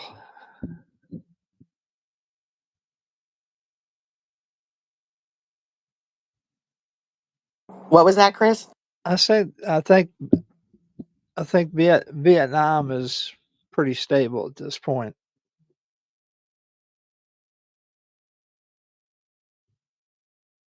All right. After Vietnam, we have. Where do we got? I have to scroll way back up. Then we have Pakistan. Pakistan details. Aiden said he'll be back. I don't know if I was supposed to. Sorry, my son wants to go for a bike ride because he's trying to procrastinate doing the dishes. So fun. And Jen just let him go. Yeah, Jen just let him go free. Let him, let the dishes soak, and then when he gets back, it'll be easier to deal with. Well, he's got to unload the dishwasher. And I even agreed to help him, but now I might not. I don't know. We'll see. Running that risk. All right. So the Pakistan trade deal details. And this one, didn't this help stop the skirmish between Pakistan and India? That was the other thing that Trump said that, today, because he was in his announcements today, he was giving examples. And this is what kind of prompted me to want to go through this, because he talked about how these trade deals allow him to leverage the U.S. economy and the U.S. market for other things like stopping wars and, making people act right. So it's not only getting money, but it's also exercising our authority and, power over some of these countries that are off the rails. All right. So key terms: the U.S. tariff cuts on Pakistani goods. They lowered or removed U.S. tariffs on key Pakistani exports. Think textiles and apparel, which is Pakistan's #1 export, leather goods and footwear, surgical instruments and medical supplies. Pakistan is a major global producer of those. Agricultural products like rice, mangoes, dates, etc. And then IT and outsourcing services.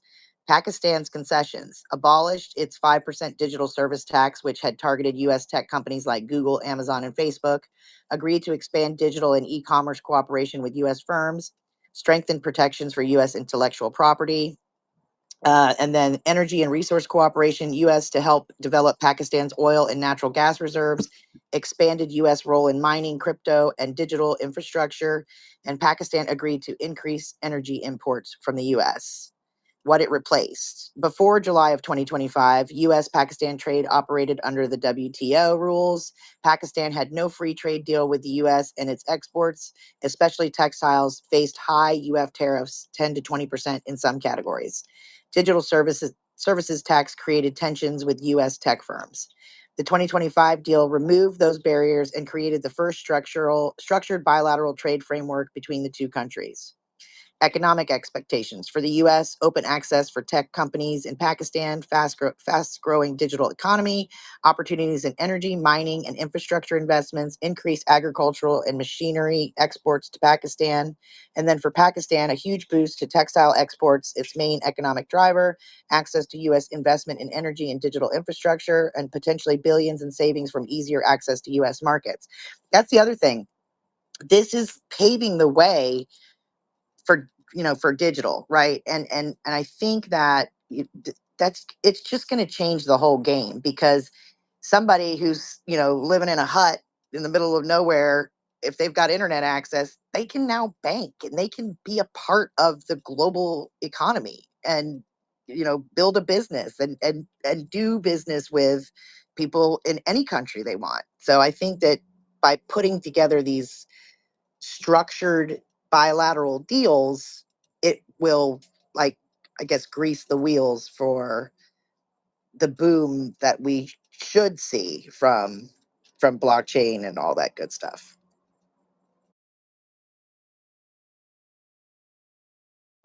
All right, so geopolitical context. The deal was seen as part of Trump's strategy to pull Pakistan closer to Washington and away from reliance on China's Belt and Road Initiative. And it gave Pakistan leverage to diversify its partnerships, especially in tech and energy. So I want to find out how this helped with the whole conflict with India. Because he did mention that the trade agreements were a part of several of his pieces. How did this affect India? Don't everybody talk else. You just listen to me type. Well, Pakistan is an interesting country. I just like saying Pakistani. Well, their current government is extremely corrupt. The person who ran for their prime minister was kept from taking office because he was, they cheated. And so the current prime minister doesn't actually belong there. How many countries do we have like that? Brazil, Pakistan, Venezuela. Yeah. And so, if the guy that actually won the election was in there, then All right, life. so I asked about how it, impacted the well, that's US. No, I want Pakistan. No, Pakistan person. I'm going to come up with some like really good name for this AI crap. What are you Keep it in trying its to do? place. Okay, I'm just trying. I wanted to know how this impacted the relationship with Pakistan and India, not US and India.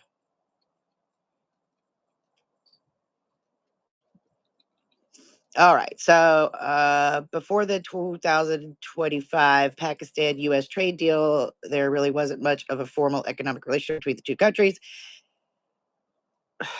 It's not getting it. All right. Let me use both hands here so I can type really fast. Pakistan and India, not US. Oh, got it now. All right. So US Pakistan versus US India relations. Oh my gosh.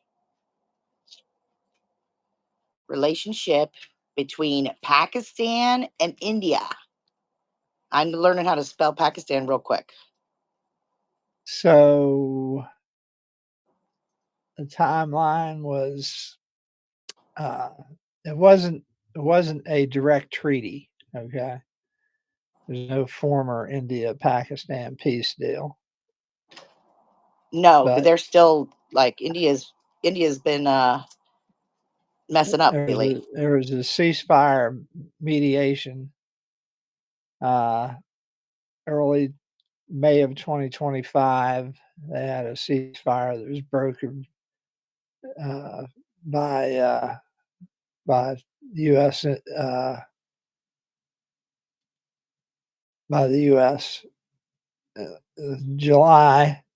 I think it's really Uh, interesting that that India is kind of piping up so much because I mean, if anybody has benefited from US relations, it is India.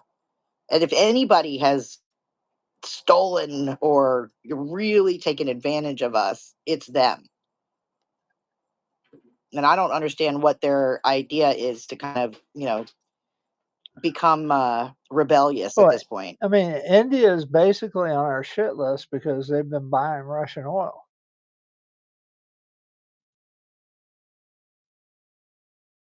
Interesting. So current status is that relations remain hostile. No high-level diplomatic talks since 2019. Trade nearly frozen. Both sides heavily militarized along the Kashmir border. U.S.-Pakistan trade deal and U.S. tariffs on India have deepened India's suspicion that Washington is tilting toward Islamabad. Pakistan portrays the deal as an international win against Indian isolation. India views it as a strategic betrayal. What's their beef over? So let's see. Uh, Historically, Pakistan was aligned with China. They had close military ties with the U.S. during the Cold War and War on Terror, but shifting toward China in recent decades. India, non-aligned during the Cold War, leaned toward USSR. Since 2000s, moved closer to the U.S., Japan, Australia, Quad as a counterbalance to China. Result: India and Pakistan are often on opposite sides of the global blocks. So Pakistan went Yeah, China, that's India true. went Russia. So both of them went not to us.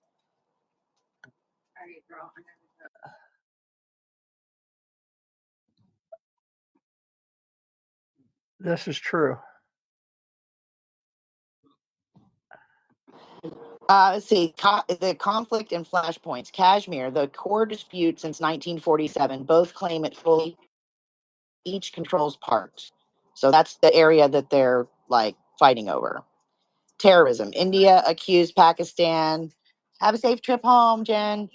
Accused Pakistan of sponsoring terrorist groups. In 2001, Parliament attacked. In 2008, Mumbai attacked. In 2019, Palawama attacked. That's fun. Pakistan denies direct involvement but admits political and moral support for Kashmiris. Military skirmishes, frequent clashes along the line of control, or the LOC, in Kashmir. In 2019, Balakot strikes. India launched airstrikes inside Pakistan after Pulwama. Pulwama. I never heard. How come you don't ever hear these places like said on the news? Do you watch the news? No, but I mean, I would have thought I would have heard Pulwama before. I've heard Kashmir. Maybe I'm not saying it right. Let's see. In 1947, the partition of British India created India and Pakistan, leading to mass migrations and violence. In 1947-48, First Kashmir War, Pakistan seized part of Kashmir, India retained the rest. In 1965, the Second Kashmir War. 1971, the Third War resulted in the independence of Bangladesh, formerly East Pakistan. 1980s and 90s, militancy in Kashmir, Pakistan-backed insurgencies, rising hostility. 1998, both countries tested nuclear weapons, made rivalries more dangerous. That's great. Let's give all the crazy people freaking nuclear weapons. Perfect. Let's see. So yeah, I mean, this trade deal pissed off India. Is that why they're piping up so much? Well, again, they're pissed off because Trump jacked their tariffs to 50% because they were buying Russian oil. So pre 2025 trade deal, we Pakistan did 12 billion annually. The WTO rules and high U.S. tariffs, and then after that trade deal, it's the first ever deal. Tariff cuts plus U.S. market access expected to grow $50 billion. The strategic impact is it pulled closer to U.S. and away from China reliance. That's that's big. And then India, pre-trade deal, they had $190 billion annually, fastest growing U.S. trade partner in Asia. And then with the 2025 agreement outcome, the trade deal collapsed, tariffs on Indian goods up to 50%. And then the strategic setback, India leans toward Russia/China. So Pakistan went from a low-level economic partner to having a historic trade deal with Washington. India went from being primary U.S. partner in Asia to experiencing a major rupture in 2025 due to tariffs and U.S. outreach to Pakistan. Great. So we didn't really, I mean, they're still pretty angry with each other. And we kind of like, picked a side. I mean, I'm sure we're willing to negotiate with India too. They just got to come to the table. And I don't see them not doing it because they do have a lot of investment here. All right. The last one is Indonesia. That one was just signed. Well, I mean, Trump's first term, Prime Minister Modi was here several different times. Yeah. Well, he Matter of came a fact, few times with he did Biden here. he did a tour, and Trump met him down in Houston. I think it was at the Astrodome, and it was called the Howdy Modi Tour. And I kind of like Modi. He's not he has a good public forward face, but he's not a good guy. No, he's not terrific. So Well, and again, I mean, I think I that guess that's the I guess biggest. on the world stage in terms of World leaders. Yeah, he's leaders not that bad. leaders in that neck of the woods. He's not that bad. He just looks like he can't be mean. He's got a friendly face. And also the I see Indian what you're saying, accent, yeah. the Well, he Indian could be. accent, it's so hard for me to think of them as an enemy because the accent just just trips me up. Um, yeah, why don't you take a look at Indiana Jones and the Temple of Doom and I love that movie. see how they Dr. Dr. Jones. And then he takes your heart. yeah. That's Kali worshippers. I wasn't talking about them. I was talking about all the nice ones. Hey, some of my good friends are Indians. Hey, I've got lots of Indian clients. Sure. We have a lot of No, just kidding. Indians. We have a lot of Indians in this country. I mean, the company that I used to work for had like a recruiting center in India, and I would say probably 90% of our IT department was Indian. Yeah, I worked with plenty of Indian people during 2020. Doing Netflix support and AT&T support. So that and the Philippines as well. All right, so Indonesia, interesting country. The key terms of the agreement that was signed on July 15th, it was the tariffs. The U.S. set a 19% tariff on Indonesian goods entering the U.S. market. In exchange, Indonesia agreed to drop tariffs on U.S. exports. Purchasing commitments. Indonesia committed to buy $15 billion in U.S. energy products, oil, LNG, coal, and renewables, and $4.5 billion in U.S. agriculture products, think soybeans, wheat, corn, and meat, and then 50 Boeing airplanes. Market access, expanded entry for U.S. technology, digital services, and financial services, greater U.S. access to Indonesian mining and raw materials, including nickel, and critical for EV batteries. What it replaced. Before July, U.S. Indonesia trade was under the WTO rules only, with no bilateral FTA. Indonesia faced standard U.S. tariffs varied by product, and Indonesia imposed higher tariffs on U.S. goods. The 2025 deal replaces this with a structured arrangement fixing a flat 19% tariff on Indonesian goods, but removing Indonesia's duties on U.S. exports. Economic impact. For the U.S., it secured large-scale energy and agriculture sales, boosted U.S. aerospace exports like Boeing, gained more control over critical mineral supply chains, nickel for EVs. For Indonesia, maintains access to the U.S. market even with a tariff, gains in aircraft modernization and energy partnership, and still competitive for U.S. buyers compared to China, given stability and commitments. The geopolitical angle. Indonesia is the world's fourth most populous country and a key player in Southeast Asia. I did not realize it was fourth most populous. The deal strengthens U.S. influence in the region and provides an alternative to China's dominance in trade and infrastructure through Belt and Road. In summary, the U.S.-Indonesia trade deal set at 19% tariff on Indonesia, and then agreed to buy $20 billion in U.S. energy, agriculture. So, I mean, we got a pretty good, sweet little money coming in there. So all in all, I do think that it's the right thing to do. And it really, the biggest thing that shocked me was how little trade agreements we have in place with anybody. Like, what were we thinking? Well, to be fair, we had some trade agreements that were not bilateral. So Obama negotiated a trade agreement with most of the countries in Asia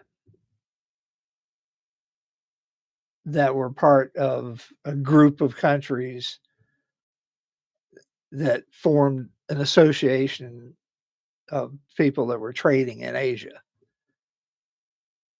So, like, we've got Organization of American States. So let's say that, we had a trade pact of the Organization of American States, and you could make a trade agreement with all the countries that were in the Organization of American States by negotiating one agreement. Same thing with the EU. You've got all these countries in the EU, and you make one agreement. Well, the same thing with the Pacific Asia group, and that's what Obama did. And then Trump came in and said, "Nah, we're not going to do that. We're going to make individual agreements." So he voided the Asia Pacific Pact agreement and started doing the bilateral agreements. So Trump is like, so Obama did not do any new trade deals. So he just finalized the Bush deals. So you got the South Korea U.S. Free Trade Agreement, or the Chorus, originally signed in 2007 during Bush, but stalled in Congress. Obama renegotiated terms in 2010, mainly on autos and beef, implemented in 2012 under Obama. Effect opened U.S. markets to Korean autos, electronics, while expanding U.S. beef, auto, and services exports. Status still in force today, renegotiated again by Trump in 2018. The next one was Colombia, the U.S. Free Trade Agreement, signed in 2006 in the Bush era, but stalled over labor rights and violence in Colombia. Obama pushed for labor environmental side agreements, implemented in May of 2012. Effect eliminated tariffs on most goods and expanded farm and industrial exports. Panama, U.S. Free Trade Agreement, signed in 2007 under Bush. Obama secured stronger tax transparency and labor protections, implemented in October of 2012. Effect, it opened Panama's markets fully to U.S. goods and services. And then 4 is the Trans-Pacific Partnership, negotiated under Obama from 2010 to 2016, included 12 Pacific Rim countries: Japan, Australia, Vietnam, Malaysia, Canada, Mexico, etc. Would have been the largest U.S. trade deal in history. It was signed in February 2016, but never ratified by Congress. Trump withdrew in January of 2017, effectively killing U.S. participation. Number 5, let's see, other trade efforts. The TTIP, the Transatlantic Trade and Investment Partnership with the EU, negotiations launched in 2013 but collapsed by 2016. The Trade Promotion Authority, or the TPA, renewed in 2015, enabling fast-track approval for trade deals used for TPP, though it failed. And then you got WTO disputes. Obama's team filed more cases at the WTO, especially against China, than any previous administration, many of which the U.S. won. So he was filing the lawsuits. Summary count: he had 3 trade agreements implemented, all originally signed under Bush, but Obama renegotiated and delivered them, like South Korea, Colombia, Panama. 1 mega deal negotiated but failed, which is the Trans-Pacific Partnership, and 1 major negotiation collapse, which was the TTIP with the EU. So Obama's legacy on trade is mixed. He finalized Bush-era deals, pushed hard for TPP, but ultimately left office without a new original agreement in force. Ha ha. Would you So he didn't have so much luck at the foreign relations. But was that was that by design, I wonder? Or you think he would have liked to have gotten some of those deals done? Yeah, he would have liked to have gotten them done. He was busy domestically. What's up, Matt? Oh no, he got a Nobel Peace Prize. Ugh, can we take that back? Pull the prize. Hey, Matt. How you guys doing? Well, thank you for the history lessons tonight on the tariffs. I didn't know more than I had to, so thank you guys for dissecting all those countries and whatnot. But I just came in to say, hope everyone had a good Labor Day weekend. I did see the um Ninth Circuit attempting to stop all Trump's tariffs, but I think that's going to fail miserably, and we're going to win. But Trump's I think Trump has taken advantage more aggressively this time around, and I didn't know that way back when our country was in income stake tax free or something like that. One or the other, I can't remember. But 1873.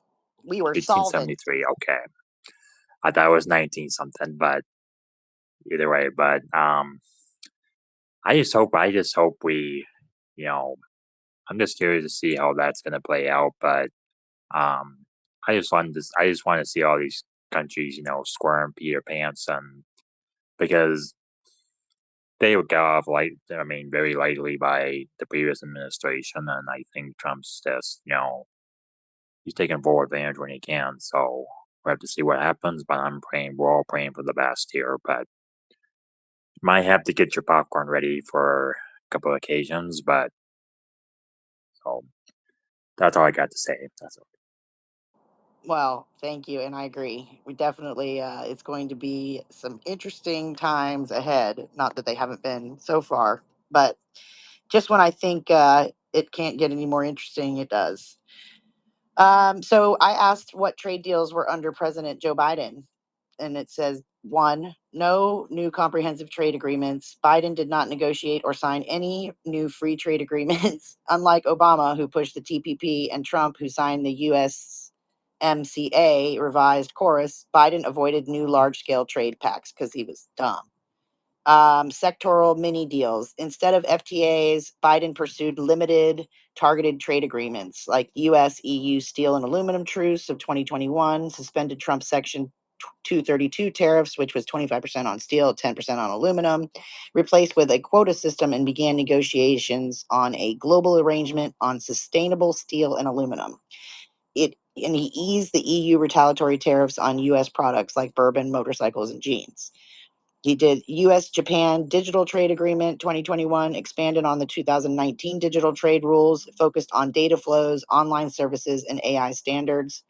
And then the US Taiwan Initiative on the 21st Century Trade, which was 2022-2023, the framework deal covering customs, agriculture, labor, environment, digital trade. Not a full FTA, but a structured partnership. And then the Indo-Pacific Economic Framework, the IPEF of 2022, 14-country initiative, including India, Japan, Australia, and Vietnam, covers supply chains, clean energy, anti-corruption, digital standards. Not a trade deal in the tariff reduction sense, more about cooperation and standards. And then you have US Kenya Strategic Trade and Investment Partnership, or the STIP of 2022, framework covering agriculture, digital trade, labor, environment. No tariff cuts, but groundwork for future deeper ties. Approach to China. Biden kept all of Trump's tariffs on China, about 370 billion worth of goods, at 7.5 to 25%. Expanded export controls on semiconductors and tech in 2022-23, and no tariff rollback, no new deal. The North American Trade Agreement, or the USMCA. Biden kept the USMCA, Trump's NAFTA replacement, effective in 2020, enforced stricter labor environment provisions, especially against Mexico in the auto and mining sectors. So he had no new trade agreements. He did some mini framework deals. I mean, okay. He kept Trump's tariffs in place for China. And his style was he shifted away from tariff heavy unilateralism and away from mega FTAs, instead focusing on sectoral agreements, digital trade, and supply chain partnerships. In short, Biden's presidency produced no new traditional trade deals, but several mini deals and frameworks aimed at allies, tech, and climate. I'm so glad he's not president anymore. I got to tell you. But I think that there's this underlying sentiment of giving us our mojo back. Like, we needed to get our mojo back, and we needed our confidence to be, bolstered, because for so long, again, we've been so like, we're bad, we take advantage, we do this, we do that. We got to apologize for, screwing up the world because we're consumers. I don't know. It always felt like we were being told that we're bad. And Trump is like the first president since Reagan that's like, all right, you know, remember what you're worth.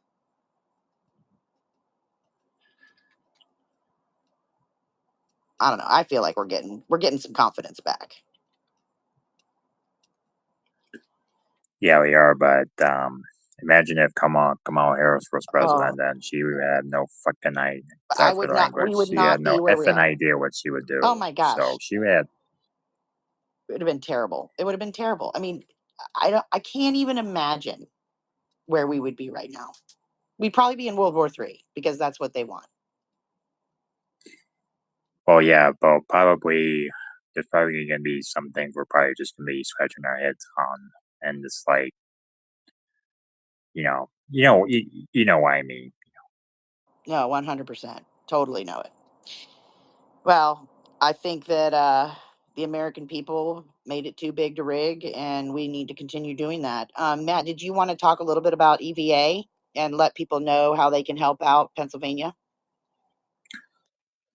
Yeah, I'm just gonna talk briefly about this for a little bit. So, um, every if you have the Early for Action app, just download it.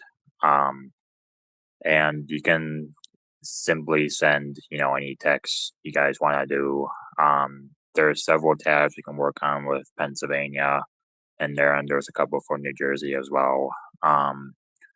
And the postcards and the letters, that is totally up to you guys if you guys want to send, like, get out the vote, making sure everybody, is registered to vote in Pennsylvania. I'm doubling down on Pennsylvania just because of what happened with um, Brad Schimmel for the Wisconsin election, and I'm just trying to help Scott and those guys out in Pennsylvania. So if anybody would like to help me with that, please DM me. I'll gladly help you out. But we need to keep this momentum going for the next couple of months because this Supreme Court election pretty huge in Pennsylvania and could determine if Jeff Shapiro gets reelected next year or not. I don't want that to happen. So, because ever since the Butler shooting a year ago, and it was probably, I took it a little bit personally, and I decided just to hop on Scott's bandwagon because of the efforts he and his team are doing there, and we're trying to turn the state. We're trying to turn the state red in all the Democrats' hands. So we need all the help we can get. So if you help out, I will send you many hugs and many handshakes, and just DM me and I'll help you guys out. I have been posting. I have been posting too how you can do it, how you can get involved. So if you need reference, just look at my post. But How I many letters appreciate have you everything, sent out guys. now, Matt? Well, as of today, it's 1,711, I think. Yeah, 1,711. That's incredible. Pennsylvania this year. Yeah. The link to the app is up in the bubble jumbotron. So it's the app that can help make America your mission. So Mhm. I appreciate that, fellas. So, and I originally was going to do Chester, but seeing how Democrats are gaining momentum there, I'm switching it up to Erie County because Republicans gaining momentum there, and we flipped that. Actually, um, all the swing counties there are gaining momentum. Bucks, Northampton, Erie, Century and Mamone counties, they're all those GOP counties are starting to swing in our favor. So I thought I'd just help them out when they can for the next 6 weeks, and then we'll see where it goes. So appreciate you guys if you can help me out as soon as I can. I thought about doing business my own, but I think I'll um, just all the information out and we'll see how people react to it. So I hope people can step up and help us out. So Well, it's not being talked about. I mean, it's not being talked about enough, so it has to be for the next couple of months because everybody just jump on the last minute in the last month back in March, and not all Republicans here in Wisconsin voted for Brad Schimel because nobody was aware of the election. So I mean, everyone's got to pitch. I would love if everyone starts pitching in right now. So just thank you guys. Well, you are truly just such a great patriot, and I love that app. I use it. I use the door knocking side of it, and kind of like I send letters to people in my precincts. I just finished doing a campaign for all the newly registered Republicans in my precincts, and then I randomly sent letters before the 2024 election. I've sent thank you cards and with stickers in them, and please vote for President Trump. Um, and then I also included some of our local candidates as well. So it's a great app to use no matter if it's election year or not, or if there's a campaign set up in there or not. You can use it to get in contact with people in your precinct from that.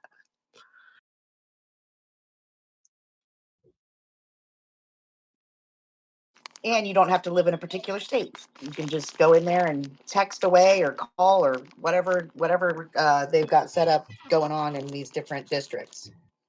I think it's going to be a huge tool for this upcoming election. Yeah, you can do it from anywhere. You can do it from the back cave. You can do it from your pool. You can do it from your hot tub, jacuzzi, whatever is necessary, whatever feels comfortable with you. So Yeah, you you just gotta take advantage. you can call, you can text, you can do postcards, you can do all sorts of stuff. It's a multifaceted app. And I love it that it like pre-populates like the text script. Whatever campaign is in there, all you got to do is basically click on the name, send the text, and then it checks it off automatically and you move on to the next one. You can do a lot of them in a very short period of time. Yeah, exactly. But the one thing I'm noticing though is I don't think it's the RNC and the GOP are saying nothing about this. I think we need to audit both of them. Absolutely audit the crap Yeah, or the shit from top to out. bottom. They both need to be audited. Well, I get a fair number of texts from from both of them. Ugh. But Oh, most of really? most of the DNC I have going into my spam. But yeah, well, how are you supposed to keep up with it if you don't get their shit? I don't know. I like Exactly. living in a bubble. You got to know what they're saying, how deranged they Oh, are. they And show up in my feed every once in a while. I'm good. let me tell you. No, I'm talking about on your phone. I mean, you think what shows up in your feed is deranged? You should get what their text messages are. No, thank Yeah, I you. had a couple of FUs. Yeah, I received a couple of FUs, but I also received a couple of FUs with the letter. Just Oh no, whatever. I'm talking about how they talk about our candidates and how they talk about President Trump. I mean, these, their their campaign stuff is hideous. Well, Chris, what are they watching every day? That's fake news. Let's see. Let me see what I can find here. Oh yeah, get us a good one. Junk. I downloaded the Bouncer app, which bounces all text messages that say stop in them into my deleted folder. I think I paid $2.99 a month for it, but it's worth it. Hey, what's that called again, Kim? It's called Bouncer, like a bar bouncer. Or is it an app or on your phone It's an or app. what? Yeah, it's an app, and I think it's Okay. $2.99 a month, and you can set up the rules for what you want to have it bounce out of your text messages, And I figured, well, the Okay. one thing that they all have in common is says stop to, reply stop to stop these text messages, which doesn't work. So I don't get nearly the amount. I was getting up to 50 a day. It was ridiculous. Yeah. Does that apply to any FUs you get, You or can is just put a whatever stop? words you want in there. So you can set up whatever rules you want to. It's sort of like email, how you can set up rules so that the email will go to a certain Oh, inbox or okay. whatever. And also there's a thing on your phone, if you have an iPhone, that you can, anybody who's not in your contacts, it goes straight to voicemail. Oh, I see. I see. So, all right. Well, fellas, I gotta get going. My family's been calling me for ice cream, so I gotta go. Okay, I'll I gotta go take. take care of that. So, Chris knows all about that. He loves his ice cream. well, what's your favorite flavor? I gotta ask. It's not good for me, but Rocky Road. I've been getting addicted to that blueberry waffle cone. So I Yeah, love blueberries. Matthew. I hate to say it, but like that from the Ben and Jerry's, that Colbert, the cone, was so good. The waffle cone, that was a good one. But yeah, they both went down. Colbert and Ben and Jerry's canceled Yeah, I themselves. see that. We use a different brand than those two, but shit, I forgot what it was called. But anyway, that tastes pretty good either way. But I gotta get going. So you guys have a good night. Thank you for the space tonight. All right, Matt. Take care. Good talking Yeah, to you, you buddy. too. Yeah. God bless, man. Yeah. You guys Always good too. to hear Thank you. from Matthew. He's always out there pounding the pavement and sending letters everywhere. This guy is one of the most active people out there, so definitely always appreciate having him around. Handshake to you, Adam. Appreciate that. Thank you. Thanks, Matt. All right, guys. Well, I don't have any more Did you items. want me to play what's his name? Your favorite guy's most recent video? Yes, let's do it. Yeah. Okay. You also got to play our regular exit. All right. I will do that.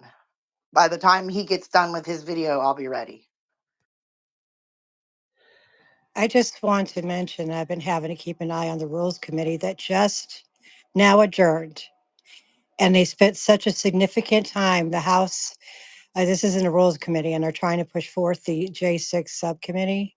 And the Democrats were complaining how the plaque wasn't up for the Capitol Police, honoring how they were protected on January 6th. And they want an amendment to force that to be put up and, in order to go forward with the J6 subcommittee. I think they argued for an hour or more. So, yeah. So we are going to have a J6 subcommittee? Yes, we are. Way I gathered. They fought tooth and nail, but we prevailed. And I tell you, that Representative Griffith, I think it is, and Rep Roy, they battled hard. So kudos for them. Well, I'll be very interested to see what comes of that. Well, we know what could... we know what the J6 committee was about. It was about gathering evidence and then destroying it. So it was a cover-up job for what they did. A big entrapment of Americans. Yeah.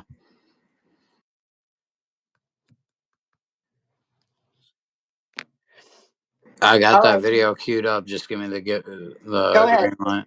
It's it's Jess's most recent video. I think he posted it. Let me see. 8:00, September 2nd. Yep. CNN, you'd know that Trump's been dead for 3 days, and then today he rose back, and he came back as old Trump. I can't remember. I've heard of that story somewhere before, but I just can't place it, right? It's like they're trying to put some kind of a complex on him. Trump came back. Trump's pissed. Finally. And this is what I love about Trump. New information, new Trump. He is completely 180'd on Operation Warp Speed. He says, I'm pretty sure I was lied to. Documents were covered up, put away. Numbers of deaths. The numbers of deaths were lied about. He says, yeah. And not from the virus, but from the fucking other thing that Fauci was into. And he says, Fauci, you need to be investigated for all kinds of dirty, evil shit. Trump is not taking prisoners. John Bolton's house was raided because he was harboring classified documents on a private server. Now, because John Bolton's never been elected to fucking anything, he has absolutely zero excuse about why he had those classified documents. You know what that's called? That's called espionage. Yeah, ask the Rosenbergs how espionage went for them. A lot of people think they were executed for treason. No, they were executed for espionage. Yeah, so that's fun times. And, it's like everything they fucking did to him, they raided Trump for what? Classified documents. Adam Schiff, Letitia James, Lisa Cook, all up for mortgage fraud. That's what Letitia James charged Trump with. Except guess who's actually guilty of it? Yeah, them three motherfuckers. Any of you think it's just them three? Like, there's no way. And now there's all kinds of rumors coming out of fucking Ed Martin, the special prosecutor that's been assigned to open up all these grand juries. He says that something like 24 Democrats in the House and Senate, they've never filed taxes. They've never paid tax. I believe Al Capone might have something to say about that kind of shit. You get them with the hard evidence and where you can get them. If you think the National Guard are on the fucking streets just to fucking clean up the crime, that's like a primary. The fucking side effect is for when these indictments come down, somebody's gonna need to be there to prevent the fucking. Somebody's got to be Kyle Rittenhouse, right? For when the Democrats fucking go all Black Lives Matter again. That's what we learned there. Like, the Democrats might fucking burn some. Kyle Rittenhouse stopped all the Black Lives Matters protests with 3 shots. That's all it takes. People are all upset. They're like, the Democrats, they're going to burn the country down. As soon as they go up against resistance, or if there's even National Guard. Look at that, crime zero in D.C., and all it took was some National Guard on the streets. They didn't have to do anything. They didn't have guns for a while. Welcome back, Trump. I'm glad you're back from the dead. The rest of you, good luck. Long live this beautiful republic.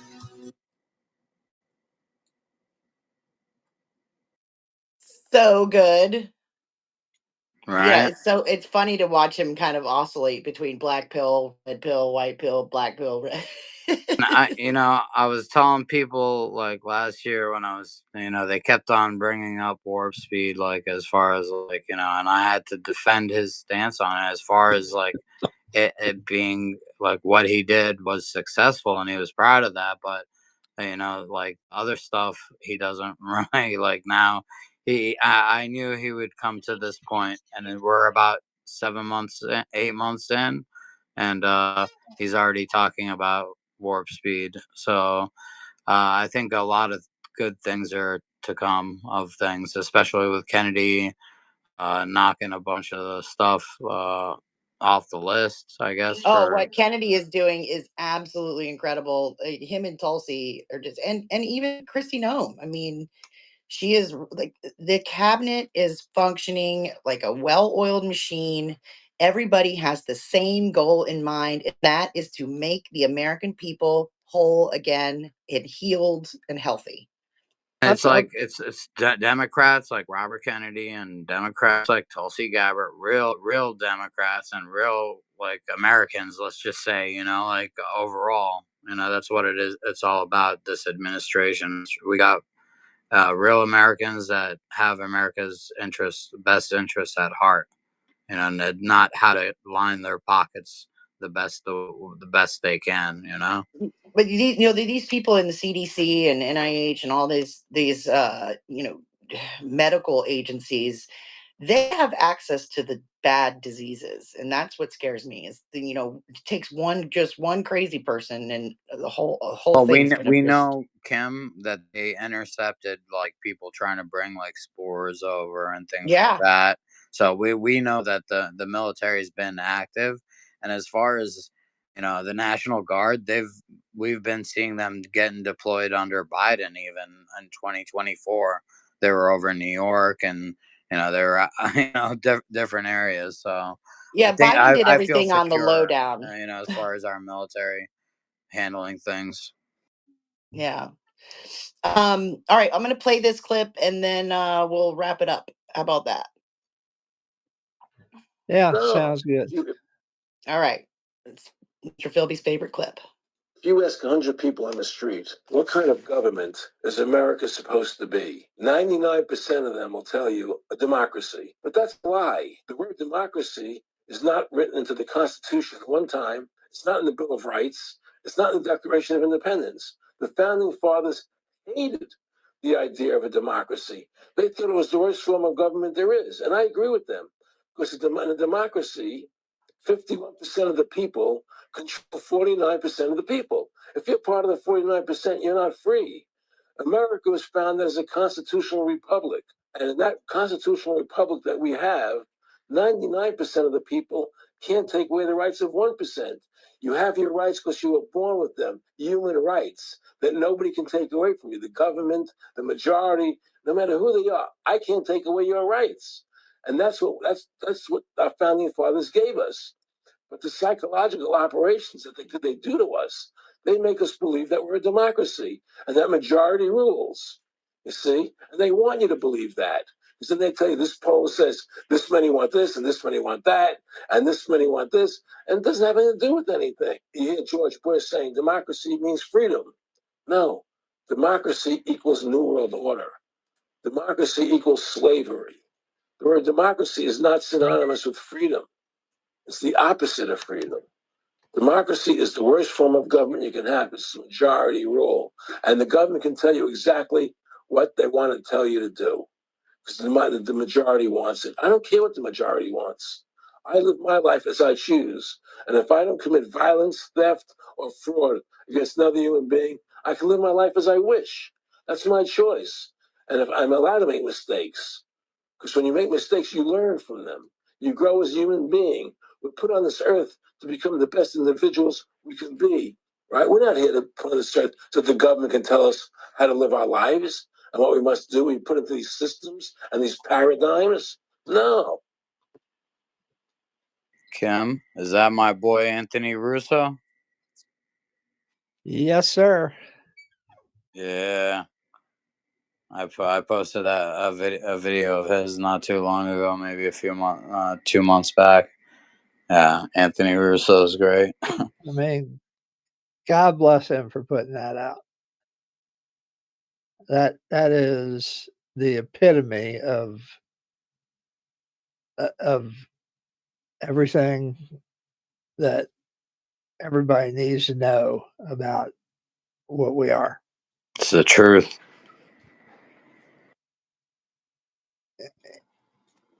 And I did not know anything about constitutional republic. I mean, I knew, but I'd never heard constitutional republic prior to hopping into spaces and getting involved and rereading the Constitution. The only aspect of democracy is voting in elected officials, and that's the only aspect. I thought we were a democracy That's for it. all these years. I was like, I thought we were a democracy, and Mob I rule. even remember saying, why do the Democrats get to have like that such a prominent root? Yeah, I mean, if you look at the Senate, okay, they don't have Democratic rule in the Senate. They have to have unanimous consent. One person can fuck up the whole Senate. One. And it's meant to be that way to keep government small, but these people have... Well, it's meant to be that way to protect minority rights. Well, that of course. Yeah, and it's meant to be that way to slow down the process. Yeah. So you don't have a rogue House slamming stuff into the Senate and saying, get this approved so that to get to the president's desk. The Senate's supposed to sit there and say, all right, let us take a look at it. And if we concur, then it can go to the president. But we're going to take a look at it. We're not just going to just rubber stamp this and send it on to the president. That's not how it's supposed to happen. How do we get them to do their actual jobs of like having single issue bills, right? And having to debate those bills, like those single issue bills. That's why like it was supposed to be an arduous process. And so it would keep government small. But then they created these omnibus bills, these big, expenditures, and everybody's got their shake in it, so they end up passing it.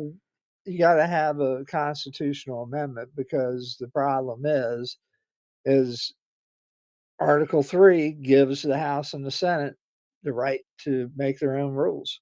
Yeah, the power of the purse, right? But I feel like that they should get back to it, because I honestly feel like they haven't been doing their jobs. They've been lazy.